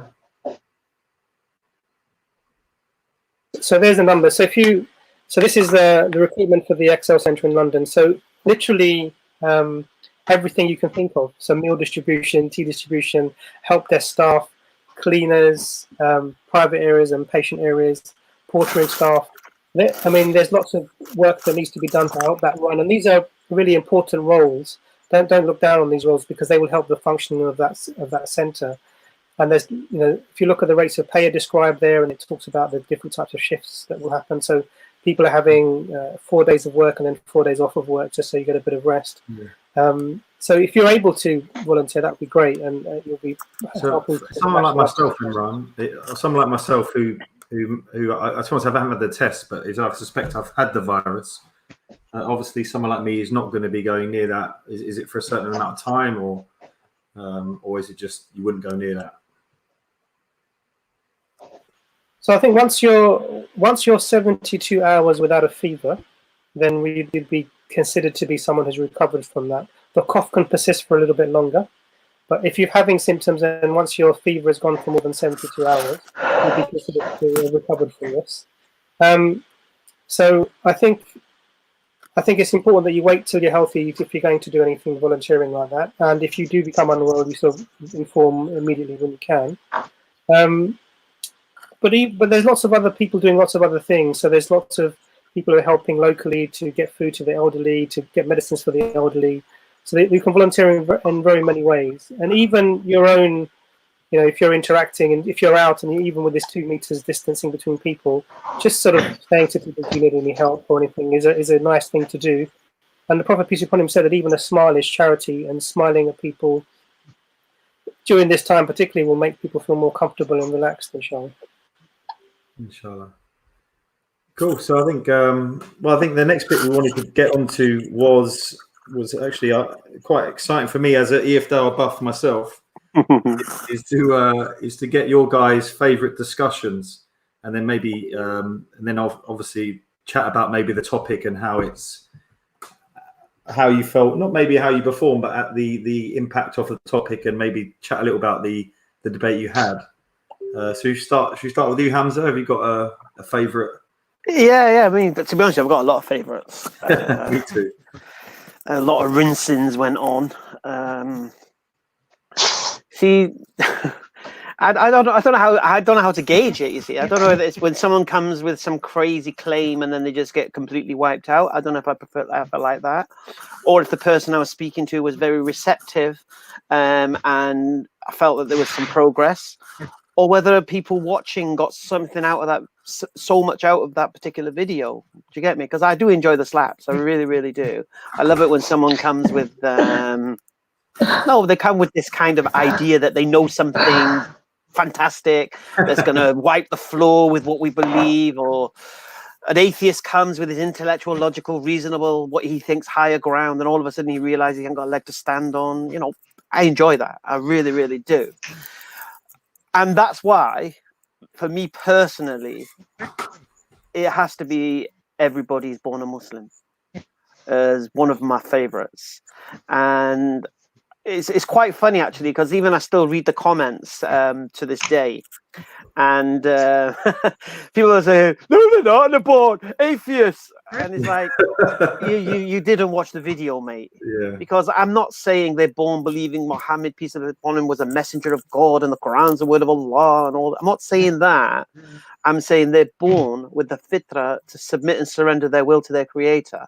And that is what Islam is, submitting your will to your creator. Therefore, the one who does Islam is a Islam or a Muslim. But they don't watch the video. They just automatically go into it. And the reason I like that particular video is because there was some really funny atheists there. And a couple of little one-liners that I used, I think there was 3 I used, actually. People repeat to me when they see me in the streets, mashallah. They remind me, I've said this to my friend who's an atheist, and there's no answer. So, for example, one was being really cocky with me, saying, where's God? Where's God? I can't see God. And I was simply saying, well, just look at the sun, mate. So he looked at the sun like this and looks back. I said, no.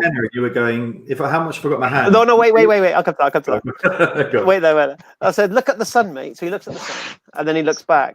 I said, no, keep looking. and he's like, And I don't keep looking. I said, no, I can't. I goes, why? Because it, it hurts my eyes. I said, subhanallah, you can't look at the creation of God and you want to see God. So it's not the fact that God's not there. It's the fact that your eyes are not capable of seeing God. So you're the weakness, not it. So that was one point. It was really, really profound. The other was the one with what's in my hand. And they were like, well, I don't know, I can't see. And I was like, why can't you see? Oh, because your hand's closed. I said, well, can't you see through my fingers? Can't you see through the flesh and bone? See what's there? No, you can't. All right. Then I opened it up and I had like a 50p there. And can you see it? And he goes, yeah. And then I see it there. He goes, yeah. Can you see it? No. Is it there? Yeah. Can you see it? No. Is it there? Yeah. Right. So something can exist without you not being able to see it because of your weak eyesight. And I thought that was quite a profound moment as well. And then, mashallah, there was that American girl who was taking it all in. So it was really weird for me because I'm in slap mode. So I'm bashing these atheists, and then I got a really intelligent, relaxed, calm, interested American tourist girl. So I'm trying to switch between slapping you. So yeah, this is Islam. So that was really, really. I might have come across, I don't know, abrupt or not. I don't know, but it was a real challenge. Yeah. So that's why I enjoyed that particular video. Yeah, mashallah. It did feel like you had like a weapon in one hand, and in the other hand you had sort of just a nice. Yeah, and the funniest thing was, right, I was pointing at Beth Grove, I think her name is, right, and she's like a proper J. Smith Christian missionary, Hatun style, hates DCCI style missionary, and I'm talking to her like she's a bloody tourist. Oh, did you have children? And I realized who she actually was until later on. But she was even listening because even though she hates Islam and she's always attacking Islam, she was loving the destruction of the atheists. She was loving them arguments that was tying them in knots. So that was my favorite. Is that the most popular one on? Is that your most viewed? It went viral. It went. I think the Indonesian channel flew with it. I think there was a Facebook page, an Indonesian Facebook page, and they shared it, and it went to millions. It went far and wide. And then when we do a new language like Spanish or the Arabic or the Bahasa, like the Indonesian, that's the first video we translate. Is the Everybody's Born a Muslim. Because people should be able to say it with confidence now. You can't say you're born a Christian, because to be a Christian, you have to believe Jesus died for your sins. So you can't be born believing that. You can't be born an atheist, because to be born an atheist, you need to have this idea that there's belief there's no God. As a baby, you don't have that. So there's no other ism or way of life that you can be born with apart from Islam. And that's what they can't handle about it. There's another line you say in that video, and I remember it because I think you say religion was a joke at school. And I remember at the time thinking, actually, yeah, my RE teacher was weird. Yeah, Wiggy. We had a woman called Wiggy. She used to wear a wig. And it was just abuse time. It was just do your maths homework and English homework there. Yeah. You know what I mean? You didn't pay attention. You get like the substitute teacher to teach you a bit of RE, don't you? And, but that's what I'm saying. So you come out of school with religion being a joke and science being serious. But the reality is that science has really got nothing to do with religion, because science is trying to understand the natural world as its basic philosophy, whereas religion is trying to connect to the creator. And science, by definition, doesn't believe in a creator. Therefore, they're not compatible. And I guess the most common thing you probably get, you tell me, but a lot of them are essentially saying to you, "Prove it, mate, prove it." And one of the guys even said. One of the guys said, if he came out of the clouds and came down, I would believe. And we know that obviously that wouldn't, because there's still no. Because I said to him, look, even if God came down and said, finger in the sky, it's you, you still won't believe it, because because you're on a rational tangent and you don't believe in the supernatural. Your brain will try to come up with a rational explanation. So you'll talk. Asking for evidence without having any criteria of what they actually want. Yeah, look. And the beautiful thing is, Allah in the Quran says this. Allah says that disbelievers say they won't believe until an angel from heaven comes down, and even then they won't believe. Even then they'll say, "Yo, you drugged me," or "This is this," or "It's that." Do you get me? It's trickery, sorcery. They So subhanAllah, Allah's already said in the Quran, the evidence you're asking for, you're not going to accept it.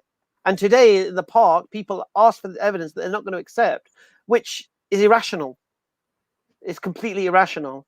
And this is why I always say the word belief, that I don't claim I can prove God exists. I can't prove it, because prove it, I need a criterion to prove it against, and it's very, very hard to do that. I believe God exists. And Allah calls me a believer, and us the believers. Oh, you who believe, not oh you who know. Oh, you who believe. So we accept Allah exists without the proof. That's the whole point.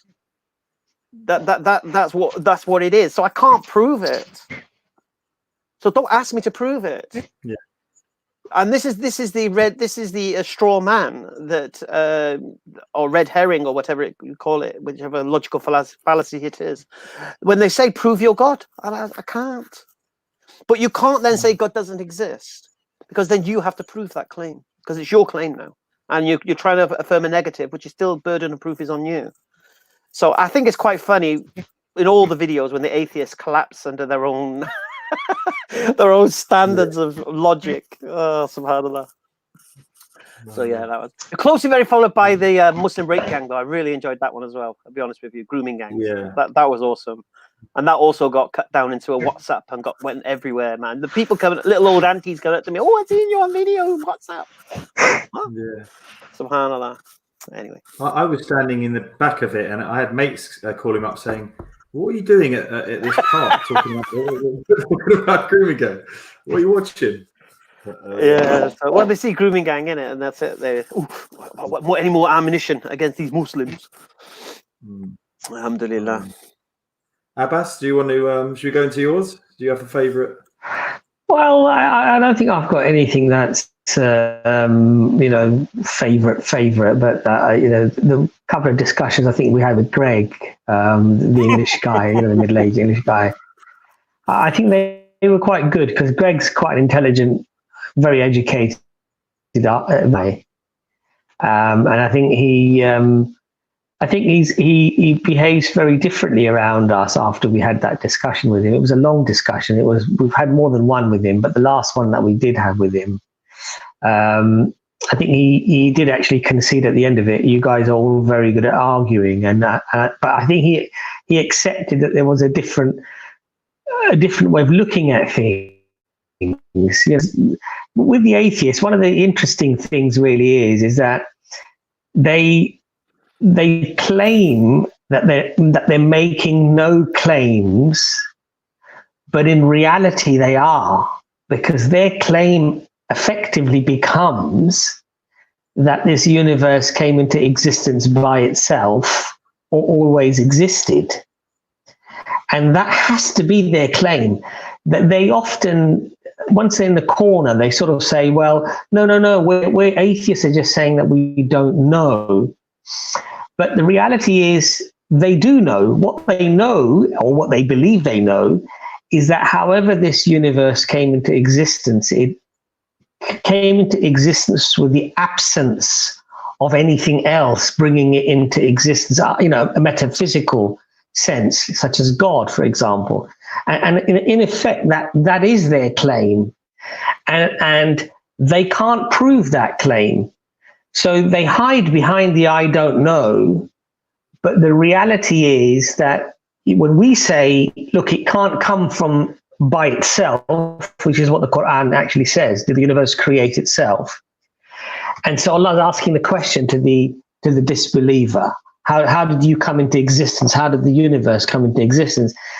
And people like Greg and people like, Skydive Phil, and, they tend to dance around the issue that we're not making the claim, so therefore we have to provide no evidence.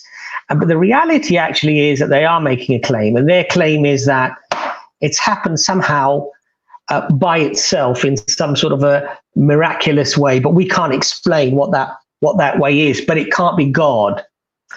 And so that's interesting, and that tends to be a consistent stance that the atheist takes. That we're being innocent here. We're being very humble here. We're not the ones making the claim. You're the ones making the claim, which you have to provide evidence for. But the reality is that what they actually accept, which is that there is an absence of anything bringing the universe into existence. They have no evidence for that. In fact, it goes completely against what we understand intuitively, or what we see within, completely against everything that we actually see physically and consistently, in fact. And so what they're claiming really is they're claiming something very unusual, something that we don't actually see, something that we don't witness throughout all of these causes and effects and everything else that we see around us. So that's the interesting thing. So with Greg, and I think with Skydive Phil, those tend to be better discussions because they tend to be more on an intellectual level. But it's just nice to have a discussion with somebody who's open-minded. And so, there've been a few that have been quite open-minded, where they've actually conceded that actually what they came into the park believing was actually wrong, or the fact that there were other strong arguments countering what they thought. And those people are always nice to speak to, but you get your, as Hamza often encounters, you get your trolls and you get your people who come into the park and they just honestly, and as Hamza says, they come in thinking that they've got a very, very strong argument, but Alhamdulillah, the Quran provides the ultimate strong arguments. So I do have to apologize for one thing, actually, because we do seem to have a lot of crazy videos, right, where the person's a clear troll. Yeah, right. And the reason that is because we only go to the park like once every month or 6 weeks or whatever it is. We don't know who the new troll of the park is. so we go there so hungry, so to someone to talk to or whatever, and then as soon as we catch a fish and then they start talking, then we're like, oh no, we've done it again. And I'm not joking, every single time we get a troll. Yeah. It was like Michael was the last one, isn't it? And Hashim was like, no. We're like, I don't know. So and then you soon realize, but it's too late. And we do it every time. I don't think we've not done it. One time was that Hussein. One time was that Romanian geezer. We didn't realize it's just the next troll. But what I do find amazing about those videos, there's so much information in there, even though at the time it just seems like chaos. It just seems like interrupting, but saying ranting. But then when you sit back and watch the video, you're like, well, actually, so mashallah, there were some things said there. And I've had people come to me telling me about that particular video, and I'm thinking, that crazy geezer. Yeah, I learned that from that. And so it's just, I find it amazing because sometimes when we go to that park, we have crazy discussions and it's madness. But then when we go home and we reflect upon the videos, it just seems so smooth. It seems like, well, it wasn't as chaotic as I thought. Yeah. So, because we've had people saying to us, oh, you guys, you're fame. Because I call a lot of people in the park fame whores. Yeah. They just want to be on camera. And, Steve has accused us of this, saying, oh, yeah, so why don't you do the talks without the cameras? And we're like, well, there are people around the world, mashallah, who can benefit from this. Then, there's no place like Speaker's Corner in the world. And so, mashallah, with the cameras there, we can share what we know with those. And then people can watch the people with the stupid arguments get rinsed. And then if they had that same stupid argument, then I think, actually, you know what? I'm not going to use that argument anymore. Our Muslim who watches it knows how to respond to that stupid argument. So, alhamdulillah, so it's all good, man. I think, like you said, you've got a whole array of whether it's, you've got, mashallah, some really intellectual discussions with like Imran, Skydive Phil, and then it goes right down to like, I remember that guy that was saying that he was almost condoning child rape and saying that he's got idea. Well, that's one little thing I do have is if anybody comes to me with a principle, I'm going to take it to its worst scenario. Yeah. So if you're going to come with a premise, I'm going to take. Yeah. So if you're going to say people can do what they like, should be able to do what they like, then I'm going to take it to the worst place, and then you're going to have to defend your principle, and you'll see how stupid you become, or you're going to have to take that. I'll tell you another really good discussion that, and this has just reminded me, but it was the perfect storm. I thought that was a really, really good discussion, actually. That was because it wasn't that was really nice. He wasn't an angry Christian. He wasn't a obnoxious Christian. He was kind of learning. Well, he was a very nice guy. Yeah, he was a very Paul's nice person, actually. Yeah. I think the point I like that discussion. That was really good. Yeah, go on. Because my favorite video, I'll go quickly because I want to get yours, Imran. It was the weirdly the New Year's. Is it the bank holiday specials? There's a 3-part, and you had complete fruitcakes. You had a Scottish guy that was homosexual cycling past, really angry and shouting all sorts of stuff. You had that old guy that just was like, "You're pretender, you're this or that." But then the bit that I remember from that video more than any other video is when you said, "May rub your face in the dust, rub your face." Yeah. You were telling him, no one's looking after him, and you could see his face suddenly transform. And so, whilst it was a fruitcake video, that part in it, Marshall, I thought that was very powerful. So, like you said, I think even within the chaos, there are kind of nuggets of, Yeah, alhamdulillah. But even do you remember the one with Boots? The guys like Doctor Who guy, very English spoken guy. And at the end, the end of that video was awesome because I said to him, "Now I'm going to read something from the Quran at random." And I opened the Quran and I read this verse, and it was so applicable to the point that you'd think I'd bookmark the page so I could open it on that. Subhanallah, that was awesome. A lot of people noticed that. Yeah. So Imran, what's your favorite? Yeah, really intrigued So to know. There are a lot of videos that are really, really good, and I completely agree with the ones that you've sort of put forward. They're really, really profound. I also enjoyed the discussion with Greg, but for a different reason. I think initially he came and he was very, very arrogant towards the whole concept of religion, and the more he spoke to us together collectively, he quickly realised that he couldn't hold that position of arrogance at all. And he had to concede that actually Islam had really brought something to, if not to everyone, at least to the Arabs. It had taken them from a tribe of sort of warring groups to a world superpower at least. And it was and we really went into, this is when the first time we started to get into what is science. Science being something that only deals with the material and assumes every answer to every question has to be a natural answer. And then, the arguments sort of developed from there. And I really like that one. But actually, for me, one of the ones that is probably one of the less known ones. And this is a video that Hamza didn't realize he was in until afterwards, when it was revealed to him that it was being filmed. And he was talking to a Christian. I can't remember the title. He was talking to a Christian girl with black hair. I don't know if you remember that one, Hamza. Oh. And Shall I give you a quick background to that? Shall I give you a background to that very, very quickly? Yes, please give the background. It's a really good video. Yeah, she's the one where Anas was filming from behind. Yeah, I remember. Now, people were saying to me that, "Oh, you were harsh on her," right?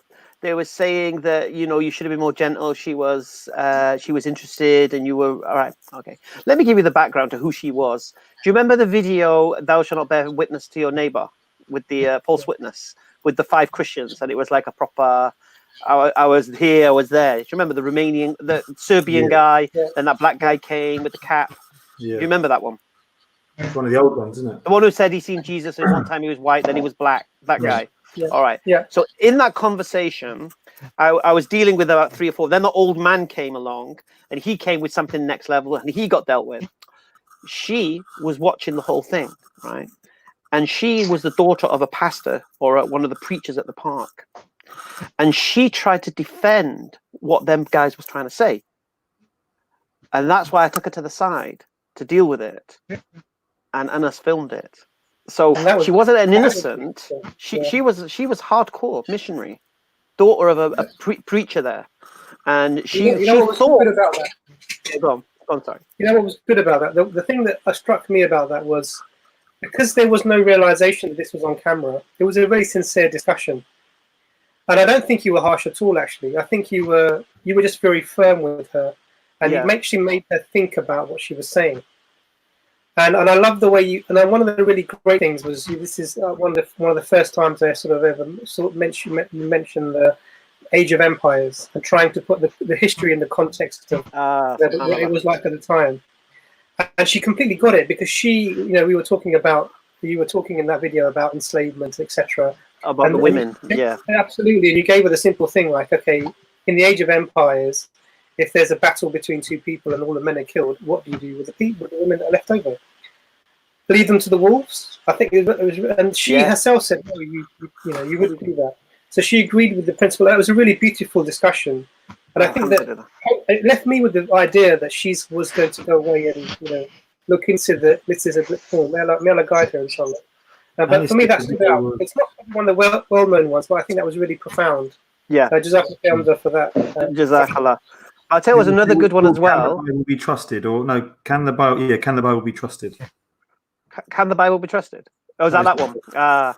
No, but the best, second to my atheist one, my favorite Christian one was Liz, convinced Christian, put to the test. Yeah, little Liz, a lot of affection for her in the comments. Now, again, people don't know the backstory to that conversation because I was dealing with another guy. And we've got the video as well with the guy with the black leather jacket on and the grey hair. So I was dealing with him, and Liz was in the audience, and she kept chepsing up. All right. So I said, I'm a convinced Christian. I'm a convinced Christian. So that's when I said to her, okay, I'll test your conviction after this conversation. So again, it wasn't an innocent thing. Now, it looked like, again, she was just this innocent young lady. But if you could, all the misconceptions she was throwing out, this was like the David Wood school of anti-Islamic rhetoric. And the beautiful thing about that was it was literally just knocking out the park, every single one of them. And I even messaged her to this day, on Facebook, asking her that if it could be shown to you that the authors of the Gospels weren't who they claim to be and they weren't inspired, would it change the way you believe about? And she admits she would.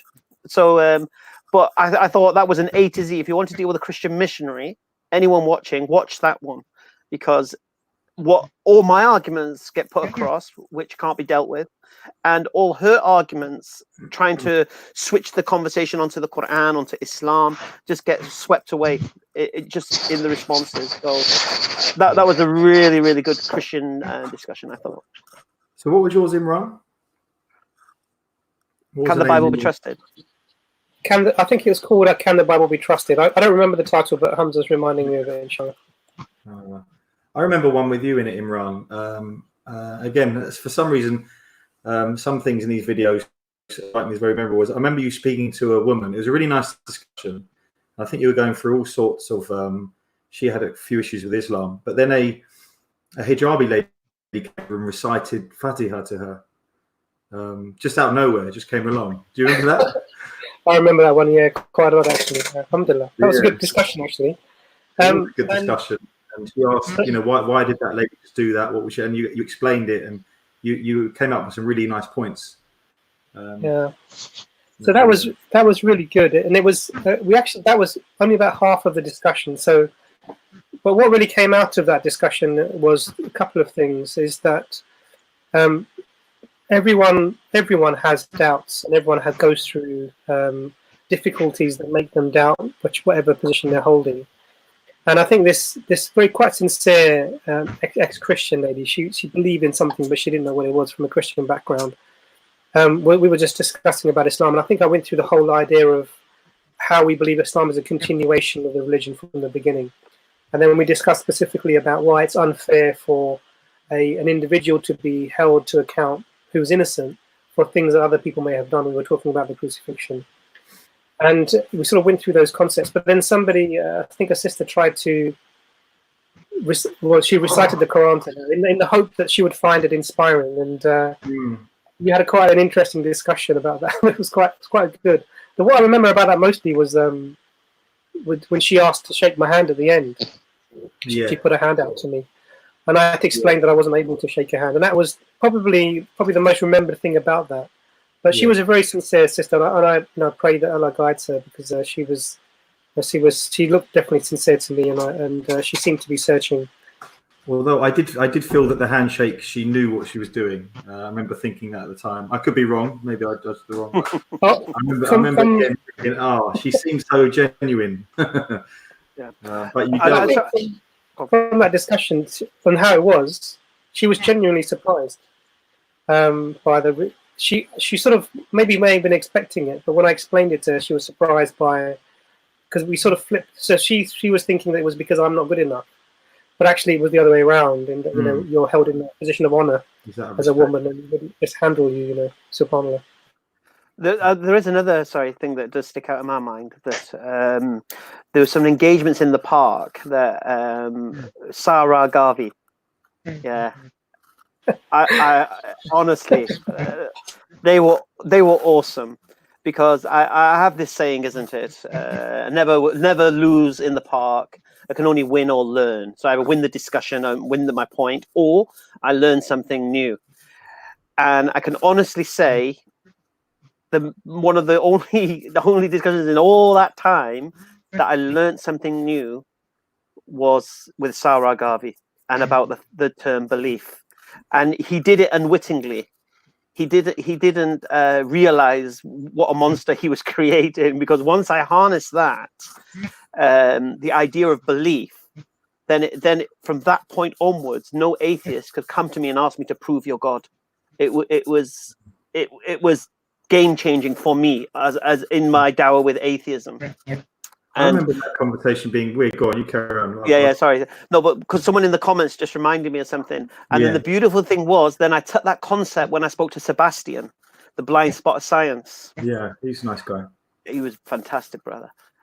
And his words, once he said these things to me, you see, I knew I've locked atheists down. Because he said to me, because my whole principle is what? A belief needs reasons to be true or to be justified.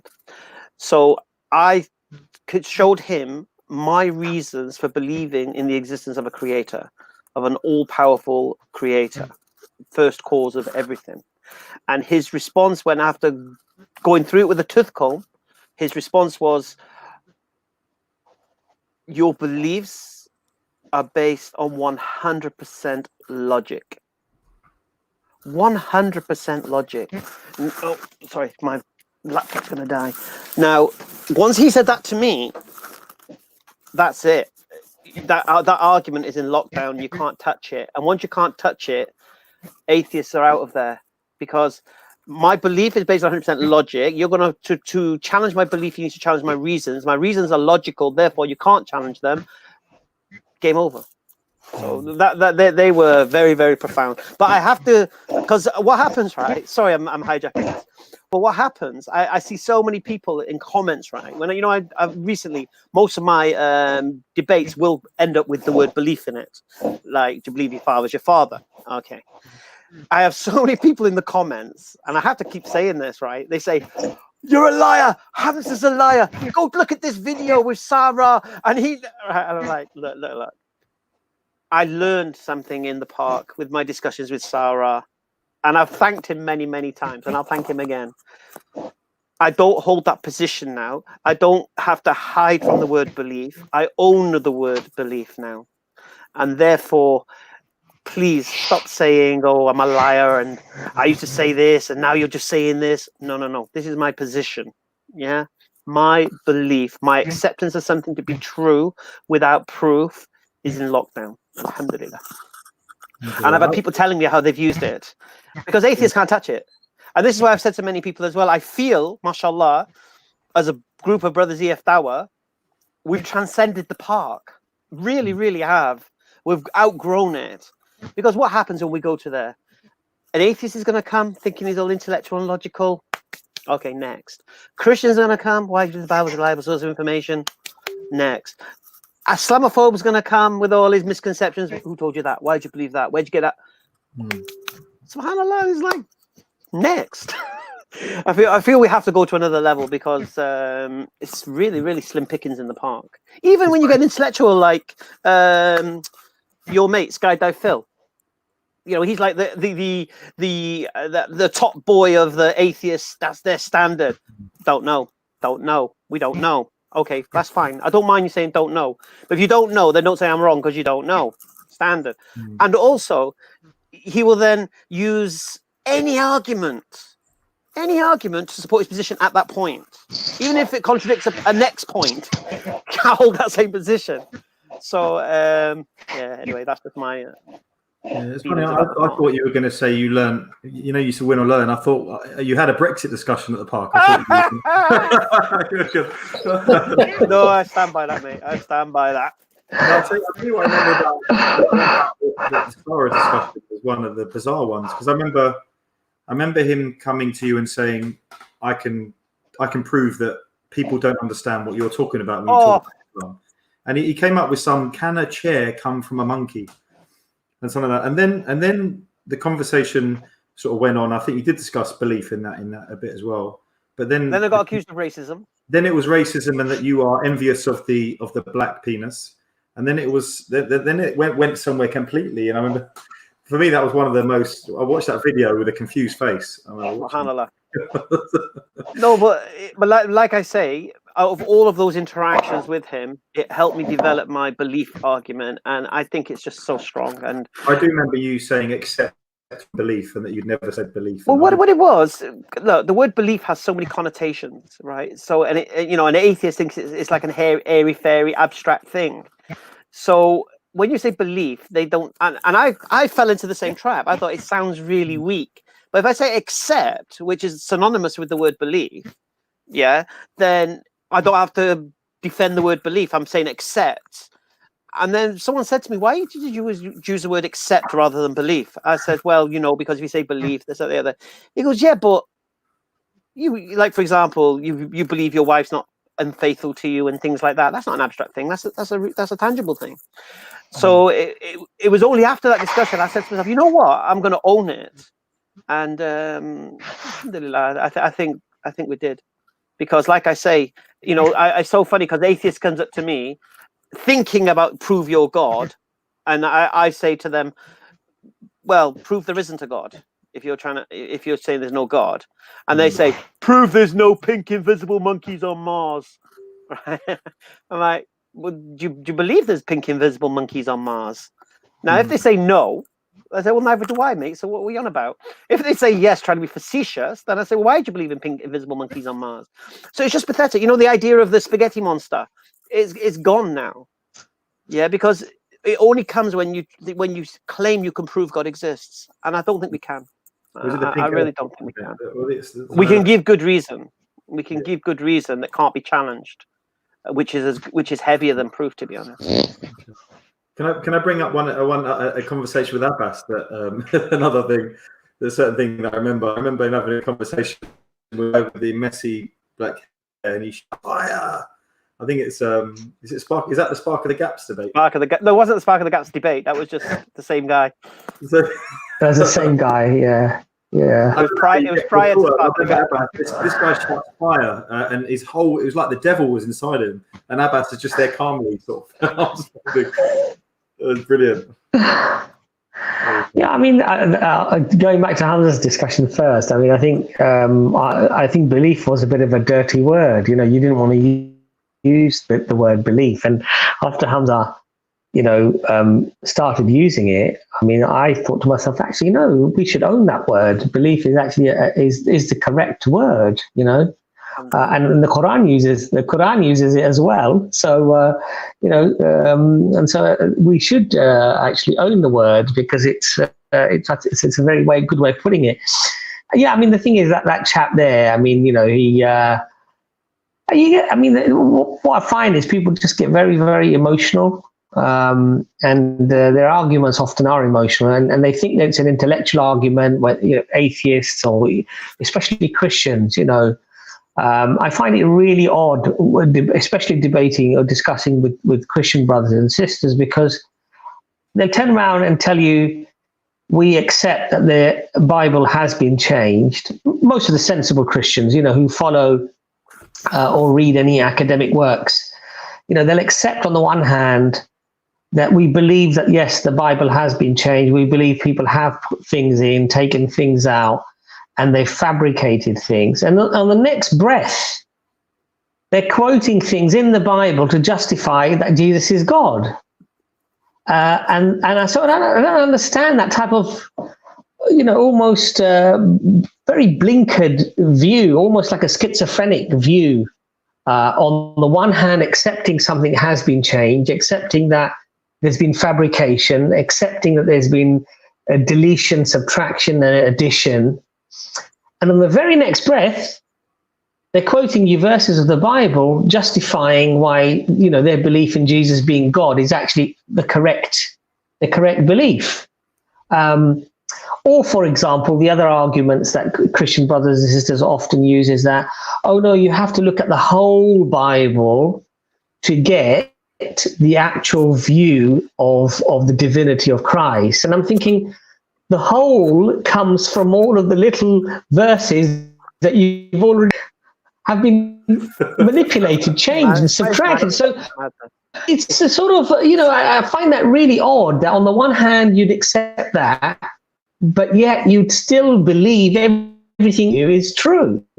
It doesn't make a logical sense, but I think the discussion with that particular chap, he just got really, really emotional. And I remember one of the comments was really odd because I mentioned the fact that, the verse in Surah Baqarah, that falls right down the middle, 286 verses, and it was the 143rd verse that Allah mentions that we've chosen the middle ground for you, And then you had some guy, and he was making comments like, "Oh no," because what that chap actually said was that, "Oh no, it's not in the middle, because if it was in the middle, you'd have to have 287 verses, and then you could have the middle verse." And just picking at straws, just trying to, in any way, any shape or form, just trying to deny something and that's the other thing that I find very odd with people. So when you come up with things that the Quran, for example, talks about. And I do agree with Aira and a lot of their views regarding, things that are based upon the framework of science and these type of things, that people should not interpret the Quran to fit modern science. They should interpret it in the way that it should be interpreted, which is often, in many cases, it's a whole spectrum of meaning. And it can be quite vague. It's not necessary that it's very, very specific, even though sometimes the translations are done in that way. But nevertheless, even when you look at some of the statements, the Quran, for example, about prophecies, things that are going to happen, I would find that if an honest person would sort of say, well, actually, that's really interesting. Let me at least investigate these claims, But they would literally stand there, no matter how profound the evidence might be, whether it's the grammatical miracles, whether it's the structural elements, whether it's prophecies, whether it's things connected to nature that are completely consistent to what we see today, where things become quite evidentially provable. I just find that some people, as the Quran says, that there's a seal placed on their hearts that through which guidance just does not come, and I think in many ways it's similar to people, for example, who believe the earth is flat. It doesn't matter what evidence you provide, whether it's satellite images, whether it's going up in a hot air balloon yourself, or in an aircraft that flies very high. They'll say, "Oh, the windows are shaped in a certain way. That's why it looks round, but it's actually flat." There's just no convincing some people of things, no matter how much evidence you show them. And I think this is where I think, Hamza, you touched on the fact that they ask to see Allah, but even if Allah showed them the angels and showed them everything, these people would still deny. They'd still find a reason to deny, and that sometimes, sorry, go on. No. I was just going to say there is no criteria to prove it. Do you know what I mean? Because But like I say, we've taken that away from them now anyway, because we don't need to prove nothing. We believe, and here's why we believe. And if you want to challenge my belief, you challenge a belief by challenging its reasons. You can't challenge its reasons, and you can't say my belief is wrong. And if you can't say my belief is wrong, you're in no position to do that. You want to claim there's no God? I believe there's a God. You want to claim there's no God? Prove it. Claim is the burden. If you don't believe in God, you see, I don't care. It's your business. But if you come to me and say there is no God, you're claiming there's no God. Really? Why'd you say that? Oh, well, where is he? Where is he? I can't see it. What are you on about? And then you're asking me to prove it. Well, you're the one who made the claim, mate. So, you know, and the beautiful thing is, you see, once you have this weapon of belief, you can go to a Christian. Why do you believe what you believe? Oh, but the Bible's the word of God. Why do you believe the Bible's the word of God? Why do you believe, you know, if you believe the authors of the Gospels were eyewitnesses, and you believe they wrote down what they saw, and you believe that Holy Spirit supported them in their writings, your belief is valid. Right. So once you have that position of eyewitness inspired by Holy Spirits, of course you can quote the Bible to me as you like. But why do you believe they were inspired by God? Why do you believe they were eyewitnesses? Why do you believe they were disciples? And what you'll find is that these are assumed positions. There's no justification. You can't just, I mean, when top Christian scholars are saying the authors of the Gospels are anonymous, you can't turn around to me and say they were disciples of Jesus. And if they're anonymous, then you can't make the claim that they're eyewitnesses, nor can you make the claim that they were inspired by the Holy Spirit, because you don't know who wrote them. You know, there's like, I think the Gospel of John, there's like 3 editings or something like that. And there's 2 editings of Matthew that compete with each other within Matthew. Don't mention the book of Matthew, please. I know I'm in isolation. I know I should be doing it. All right. I might make a little bit of move towards it. But it's amazing, because and this is, we learned this when we went to see Hamza taught us about the assumed positions and we have to transcend that. So, you know, you could even with Christianity take it right back to the idea of the fall. And what do you mean Adam was sinless and then he became a sinner, and what are you on about? And how did he, where does it say he fell from this position of perfection to imperfection? Because if he sinned, he wasn't perfect in the first place. Because he wouldn't have had to sin if he was perfect. Absolutely. And if he wasn't perfect in the first place, how can you claim he lost perfection? So we can't even take it back there. But I'm more, because otherwise, if I start doing that, then a Hindu could come with his book and start telling me about the Vedas and the Gita and this and that. But the reality is this: why should I care what this book says? For me, that's it. Why should I care what it says? Why do you believe it's historically accurate and historically true? Because if it's not historically accurate, don't quote it as if it is. Don't say to me, Jesus said this, that, the other. How do you know what Jesus said? You only know what he said because of what this book's claiming he said. And why do you believe what they claimed he said was true? When we know top scholars like Bart Ehrman have shown that stories like the adulterous woman, he without sin cast the first stone, it's a fabrication. There's no earliest Gospel of John mention of this idea of a woman in adultery, and it's a beautiful story and it's a beautiful ethic. But then you could ask the question, well, he was without sin, why didn't he stone her? If you want to take it to its logical conclusion. Because but the interesting thing, the interesting thing there is that it's not even people like Bart Ehrman who've left Christianity. Even within Christian scholarship, critical, biblical people who study the Bible, some of whom are actually Christians, practicing Christians themselves, they're admitting that these are fabrications, that these are additions and subtractions, or that we don't know the authors, or these are people who are practicing Christians saying that.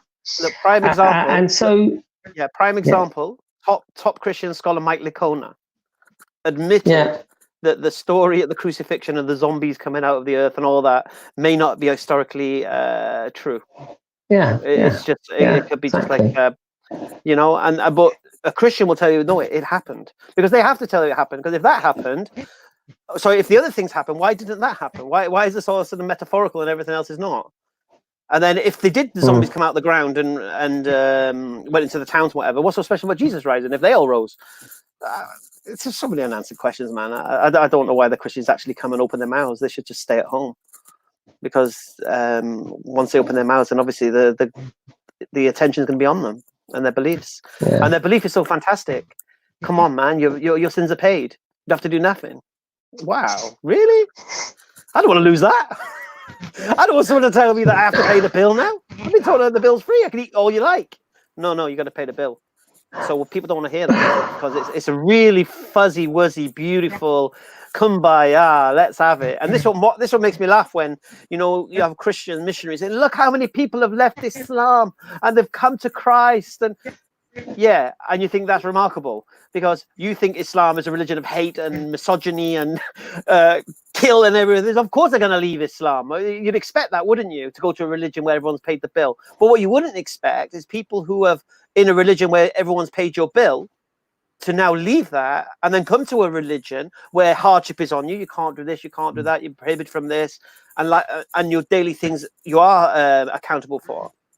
Why would you do that? Now that's remarkable. Leaving Islam, if you think it's such a horrible religion, to become a Christian is a natural thing to do. But you should be questioning, why are people leaving this beautiful, fuzzy, wuzzy, come-by-our Christianity to become Muslims, where they are accountable and they've lost that all-you-could-eat buffet? Do you know what I mean? That's remarkable. And it makes me laugh when the Christians bring up these statistics about so many people becoming Christians. It's a lovely idea, Christianity, man. If it was true, it'd be fantastic. But it's not. It's a lie. You've all been deceived. Especially you, Paul, whoever's in the comments. Sorry, I'm missing Speaker's Corner, man. I have to slap somebody. And this is what you mentioned. You've got EFDawah Kurdish is in the making, the channel. Yeah, alhamdulillah. The EFDawah Arabic needs more publicity. Yeah, we did. I think we've done a video that's going to be released, inshallah. I'm sure. Inshallah. I've got a question here saying, with all the arguments seen at the park presented, do we have overwhelming reasons to believe that Islam must be true? Have we not heard enough arguments? Yes. Yep, I agree with that. And a lot of people are asking, well, there's a lot of questions about your book, Hamza. When's it? So when am I going to think about what I'm going to put in it, you mean? Yeah. Isn't there another thing for the Dawah table as well? Yeah, that project, I don't see why we can't do that in this isolation anyway, and because Ayaz has done a lot of work on this. The book about Muhammad Sallallahu Alaihi Wasallam, was he crazy, was he delusional, was he telling the truth or lying? That particular one, that is a must, and for me that's a priority, because the book about Matthew, which I want to write, is going to basically be a financial project, so I make money from it. The book about Muhammad Sallallahu Alaihi Wasallam is going to be a Dawah project that it needs to be on every Dawah table in the world. Because look, I know I've said this a few times. To be a Muslim, you have to believe two things. One, Allah is the only one worthy of worship, and two, Muhammad Sallallahu Alaihi Wasallam is his messenger. Now, it's very easy to get someone to believe in a creator. I think so. But the idea of Muhammad Sallallahu Alaihi Wasallam being a messenger of God is a little heavier. So the material that we need to give to people is, look, he's either crazy, he's either deceived, he's either lying, or he's telling the truth. And this book should then challenge each from an independent viewpoint. So no bias here.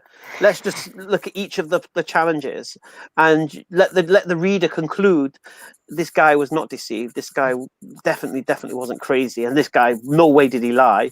So he must be telling the truth. This is a priority.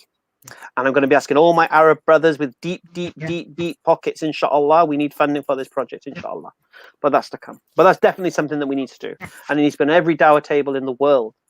Because if you give that someone to walk away with and they sit and read through that, alhamdulillah, job done. The other thing is, we lost that, but I'm sure Abbas will be back, is the plans at EFDawah going forward. I know you've got some plans in the pipeline. I don't know if you want to mention a brief chat about them. Not really any plans at the moment, just planning to survive the zombie apocalypse right now. Especially when Imran's talking about 4,000 beds in the Excel Centre. I don't know how bad it's going to get, isn't it? Yeah, I think you were discussing also podcasts, weren't you? Podcasts, yeah, that was something we wanted to do. Maybe these live streams, if people are enjoying them, these live streams could be something every now and then where we have topics, couldn't they? Ramadan is coming up, so yeah. And it'd be nice to get the people in the comment section involved as well somehow, without catching we got this habit of catching trolls, or that's the only problem. I felt like grabbing one of these Christians out of the comment section and putting them on, but we just catch trolls. The mods here running Sharia law, they're getting rid of. So imagine how many we had to begin with, because I think we've got rid of quite a few already. Yeah, no, there was one guy in the comment section, Paul Brill or something, and he asked to come on. And he was saying such crazy stuff in the comments. I was like, put him on. But it'd be like, he would be like throwing the Christians to the lions. As if he's going to come on, as if he is. No, but what I'm saying is we should try to do something so that they can become more involved. Whether we do somehow they can submit their questions or something along those lines, so we can get them more involved. Inshallah. Because you can see they want to, and they don't know which topic to talk about. I'm reading the comments now. Yeah. You know what I mean? But I think if we can come up with some way to do that, that'd be awesome. Yeah. We had a question about Preston. I think some people obviously saw that video. Mashallah, it was an amazing video with is his name Muhammad Ali, when they were talking about the star, the knocking star. Yeah. I think people obviously asking if you have any touch with Preston. How is he getting on? He's been coming to the park for a good few years now, and inshallah, we pray for him to accept Islam. But I don't think anything's progressed. But inshallah, once hopefully this lockdown is over, I'm sure we'll bump into him again in the park, because he's a regular. And inshallah, I think inshallah he's getting closer and closer. May Allah inshallah guide him and bring him to Islam, inshallah. I think he's a lovely guy. He's a very nice guy. He's at the table. He needs a slap. No, I don't think he needs that. He's a really, really nice person, very genuine. And what I like about him is that he asks questions, but they're genuine questions, not to just try to trip you up, but really trying to understand what we believe and where we're coming from, which is always a pleasure when somebody's like that. To talk to them, it's always really, really pleasurable. I mean, to be honest, that brother Muhammad Ali, he's amazing, and as Hamza said, you don't lose in the park, you win or you learn. And I'm always there just listening to people like Muhammad Ali and just trying to learn as much as I can, because mashallah, their knowledge. I often watch videos of Hamza with Christian, debating Christians and things, and thinking, actually, that's a good argument. I'm always watching Muhammad Hijab. Hashim is awesome. Hashim, Muhammad Ali, Hashim, Mansoor. Because these are like the heavyweights. They're the heavyweights. I like listening to the heavyweights. Mashallah, learning from them. But I think it's. I think that the amazing thing actually about being in the park is that, subhanallah, you get people from Australia, from Canada, from mashallah, Argentina. The lady, congratulations, may Allah inshallah accept her Islam, inshallah. May Allah make her flourish in the deen, inshallah. Become a beacon of light for humanity. You've got people in the corners of the world, subhanallah, who I remember when we went to Aira, Hamza. Do you remember when some of the brothers there who'd been to Indonesia, and they were saying that there were villages where they were watching Speaker's Corner videos, all huddled together around like one TV. Remote villages where we may never meet these people, but subhanallah, Allah has managed to present a video, and may Allah forgive us for our mistakes and everything else. But may Allah inshallah help those brothers and sisters and help us as well. But they found those videos often tremendously soul, inspiring and lifting, because, you get so much Islam bashing going on in the media, and you're constantly being told how religious people are sort of dumb and they're stupid and have strong arguments, and they don't believe in science, and all these sort of nonsense things that people go out and say. And then when they actually, alhamdulillah, like Muhammad Hijab, like Imran, Hamza, these brothers, they construct really mashallah good arguments, and then people start to think, actually, subhanallah, this is something to be truly proud of. Being a Muslim doesn't mean that we have to and not be able to discuss things and talk about things. We well-mannered, but we can be articulate, we can be well-mannered and show good manners like the Prophet sallallahu alaihi wasallam, but we can present really strong, robust arguments, mashallah, from the Quran, from the help of Allah subhanahu wa ta'ala, And that's the beauty. I mean, subhanAllah, when last time we were there, I think I don't know if you met the brother Hamza, but I think Imran, you met the brother, the African American brother who came down from America. And mashallah, the brother was just saying how, subhanAllah, some of the videos really did help him to answer some of the questions that he had, and also give him the confidence to speak to people about Islam, and that, dealing with those, typical sort of almost, rehearsed, arguments that people do, the same stuff often gets regurgitated out, whether it's the age of Aisha, radiallahu anha, or whether it's slavery, or, whether it's the same arguments just regurgitated out. And mashallah, the brothers and the sisters around the world, they're dealing with those really, really well. Mashallah, they're inspiring us as well. We just hope that the brothers and sisters pray for us, inshallah, that Allah keeps our intentions clear and clean for the sake of Allah subhanahu wa ta'ala, not for becoming famous or craving, anyone's, admiration, but purely for the sake of Allah subhanahu wa ta'ala, and pray for our families as well, inshallah ta'ala, that Allah accepts what small amounts of dawah that we do. Yeah, definitely. Imran, we haven't heard from you, Imran.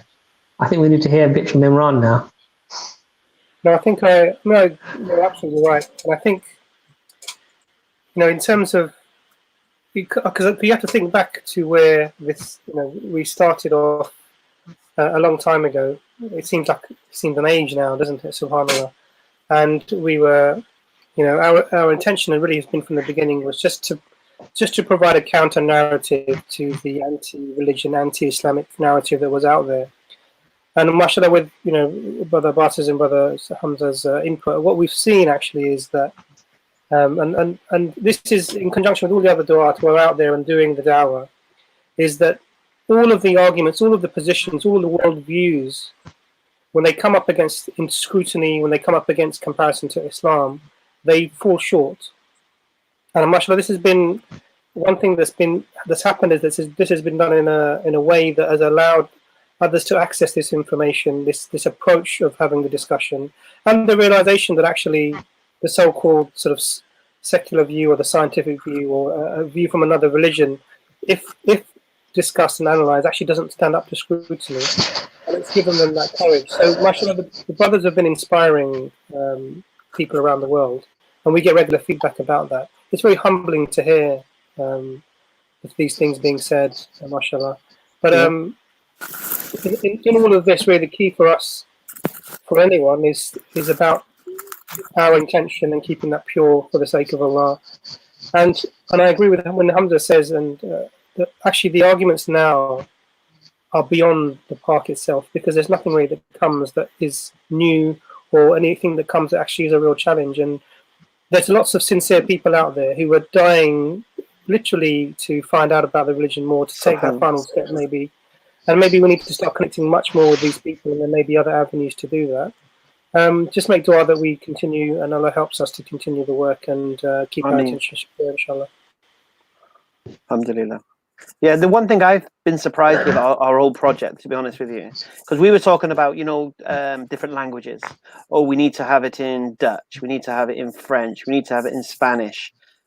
But then it was like, we need it in Urdu, we need it in Turkish, we need it in Arabic. I'm like, what? What are you on about? Because when I first went to the park, my message was for non-Muslims.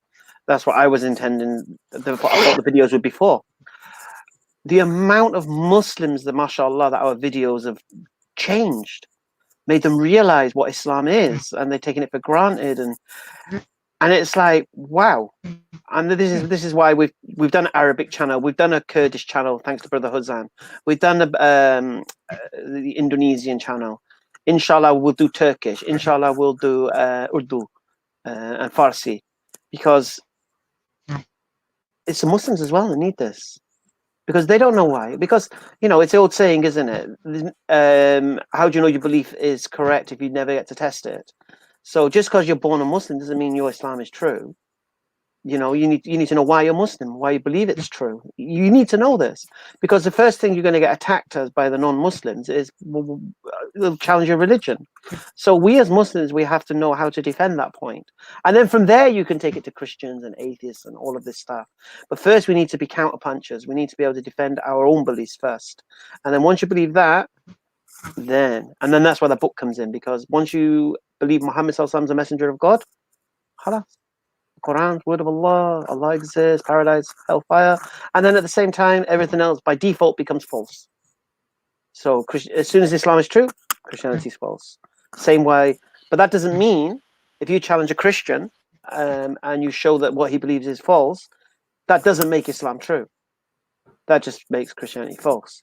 And then he can challenge Islam, and then you can show them why you believe Islam is true. But once you believe that Islam is true, everything else by default becomes false.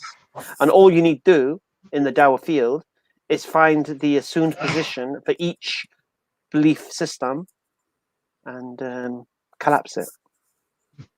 And that's it. But the most important thing for Muslims is to know why they're Muslims. Why do you believe Muhammad was a messenger of God? Why do you believe the Quran is the word of Allah? Why do you believe these things? Because if you don't know why, you could quite easily leave them, because the seduction in this world is out there, you know. So my advice to all Muslims, mashallah, is know why you are a Muslim, know why you believe Islam is the truth, and then alhamdulillah you'll maintain that, inshallah. Alhamdulillah. I think one of the things, you may have mentioned this because I was on a phone call a little while ago. I think one thing for me personally that I've found really, really beneficial, it's something that happens really behind the scenes. People may not be aware that there's a lot of mentoring that happens. So we run a couple of groups where we speak to and keep in touch with Muslims who have just accepted the religion. And for me, it's really inspiring to see the brothers and sisters going through their journeys and growing in both their Islam and growing in their character and becoming themselves inspirational people. And so, you know, many brothers like this, and Jordan, mashallah, brother, is an example of such a brother. Very inspiring person, may Allah increase him. Alhamdulillah. Alhamdulillah. And there are others, you know, brother Iqbal, there's sisters also that we see who are just in their own journeys are inspirational in the fact that the journey that they're having, the experiences that they're having, the questions that they're asking are making us learn more, increasing us actually in my own faith. If I, you know, I have to say that every time I interact with them, my own Iman is always increased and boosted. And that's been a really beautiful part of what we do in EFDawah. And I think that's not really seen because people just assume that these shahadas are taken and nothing else happens. But there's a lot of behind the scenes work to sort of ground people in the religion and then help them through their individual journeys. And I think that is really valuable work, and that's really inspiring for me to see as well. Inshallah. There's one last point I want to make. Sorry, Jordan. Can I make one last point? Go. Okay. Sometimes people believe Islam is true. This is non-Muslims now, and they're intellectually convinced it's true, but it's not enough. We've, as Muslims, have got to wake up to this as well. That sometimes it's not the fact that they don't believe Allah is one and Muhammad Sallallahu Alaihi Wasallam, the messenger of Allah, is the reason they're not becoming Muslim. It's because of their conditions socially, where they live, what they do for a job, how Islam is going to impact on that. So, you know, I always say this, that, you know, you have, you know, the natural fitra, and it gets clouded. So sometimes your head is ready to accept Islam, but your heart isn't, because it might involve you, like it did for me, losing my children, or your girlfriend, or your family, or your business, or whatever it may be. It might be your nafs, your desires, because, you know, where you're going to live, how you're going to get an income, and all of these things. So I just think it's very, very important that when you speak to people and give dawah to them, of course, intellectually convince them. But then if they're not accepting Islam, then there could well be other reasons. So you have patience with them and find out what it is that you can help them, bring them that way. And another thing I will say as well, because of the zombie apocalypse that we find ourselves in, all you Muslims, look out for your new Muslims and the revert Muslims, because in Ramadan they're isolated enough, but now it's going to be extremely hard, subhanallah. So please, you know, any new Muslims that you know, or any revert Muslims, just check in on them, especially with the month of Ramadan, the month of blessings coming up, inshallah, because going through that alone at home with families who are not Muslim, and no escape, no mosque to go to, no this, it's going to be very, very hard, subhanAllah. So, yeah, really important. Jazakallah khair. Yeah, I think I like, obviously wanted to touch up on Imran's point as well, of the sort of, because a lot of people see EFDawah as, you know, speakers corner, debates, and putting it on videos. But like I say, obviously I can testify for the work done behind the scenes. So I feel very blessed to have the support I've had, and obviously it's free. A lot of it's free. It's all free. You got Anis and Ayaz in the background as well, haven't you? Who Alhamdulillah, pulling strings. Oh, yeah. The unsung heroes. Ayaz is awesome. Yeah. So Ayaz will be, any new revert that comes along, Ayaz will be on call, whatever they need. He'll be there for them. Mashallah, I guess it's because one thing, isn't it? Because I want to start doing dawah now and stuff. The little bits of dawah that I can do. But the other thing, actually, then once you have a shahada and someone's under your wing, giving them that support must be tough. Yeah, I've said this many times. Me personally, I've given so many shahadas, mashallah, you know, so many. But I've left them in the wind. I've never kept hold of them, because they've always come with like a Muslim guy they're with, or friends, Muslim friends, and I believe that, you know, they'd have someone to support them. And then I always think to myself, I wonder what happened to those people. Are they still Muslim? Did they believe Islam and all that? So now we try to be hands-on, not hold the hand, but guide in hand. And obviously people fall off the boat, because like I said to you, it's not necessarily the intellectual reasons. It's just some can't take it. Some can't leave the alcohol, for example. Some can't leave the relationships they're in, and they feel that they'd be hypocrites by. So all of these kind of things.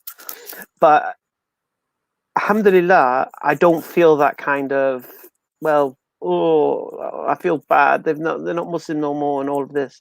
Because look, Allah's the one who guides, alhamdulillah. Allah's the one who gives the hidayat. But Allah clearly says Allah doesn't change the state of a person until they change themselves. So, you know, we shouldn't like get demoralized if you see somebody who accepted Islam leave Islam, because, you know, you've got to look at the reasons why they accepted Islam and why they left Islam. It's not because Islam is not true. It's just that, yeah, it was, you know, it sounds really bad, but it was too pure for them, the teaching. So I just want to say that as well. So I don't get demoralized, like, because you were saying, Jordan, we've created this group, we have people in there, we try to guide them and help them, and they still fall off the boat. So yeah, people are people. Yeah, I think that's something they discuss. So, but I think also, but also, sorry, you know, the thing is that you know, Islam is something, and Iman is something that you have to constantly strive to keep, and with the will of Allah, by the blessing of Allah, you retain. It's like anything, you know, if you're a golfer and you stop playing golf for a long time, and then you suddenly go and shoot a round of golf, the chances are you're going to probably play really badly, right?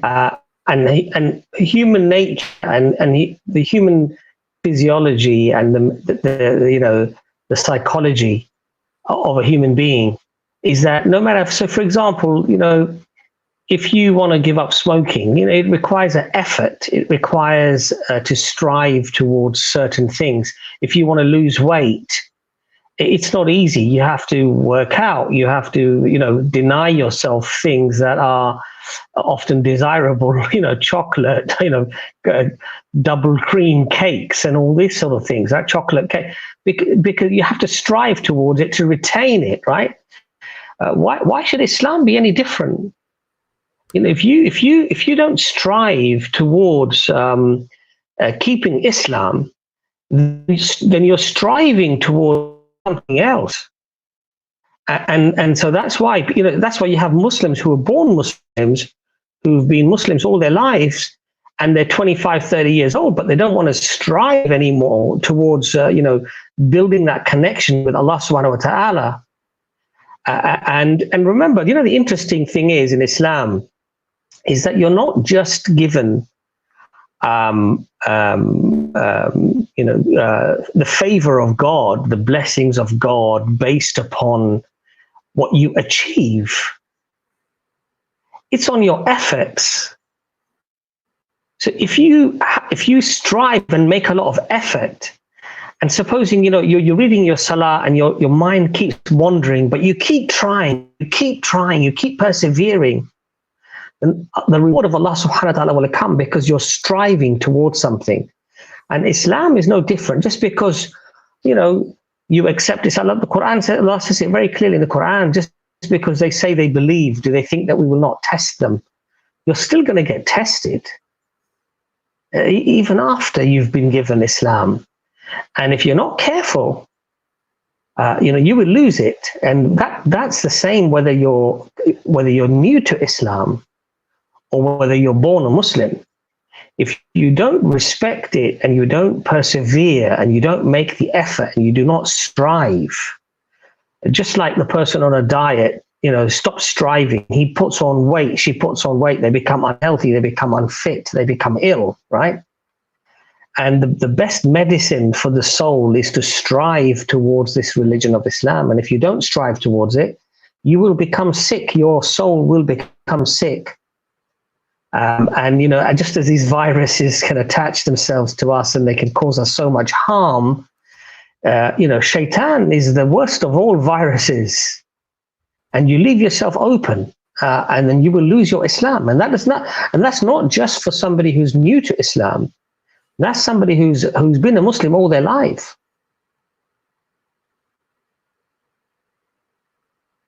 SubhanAllah.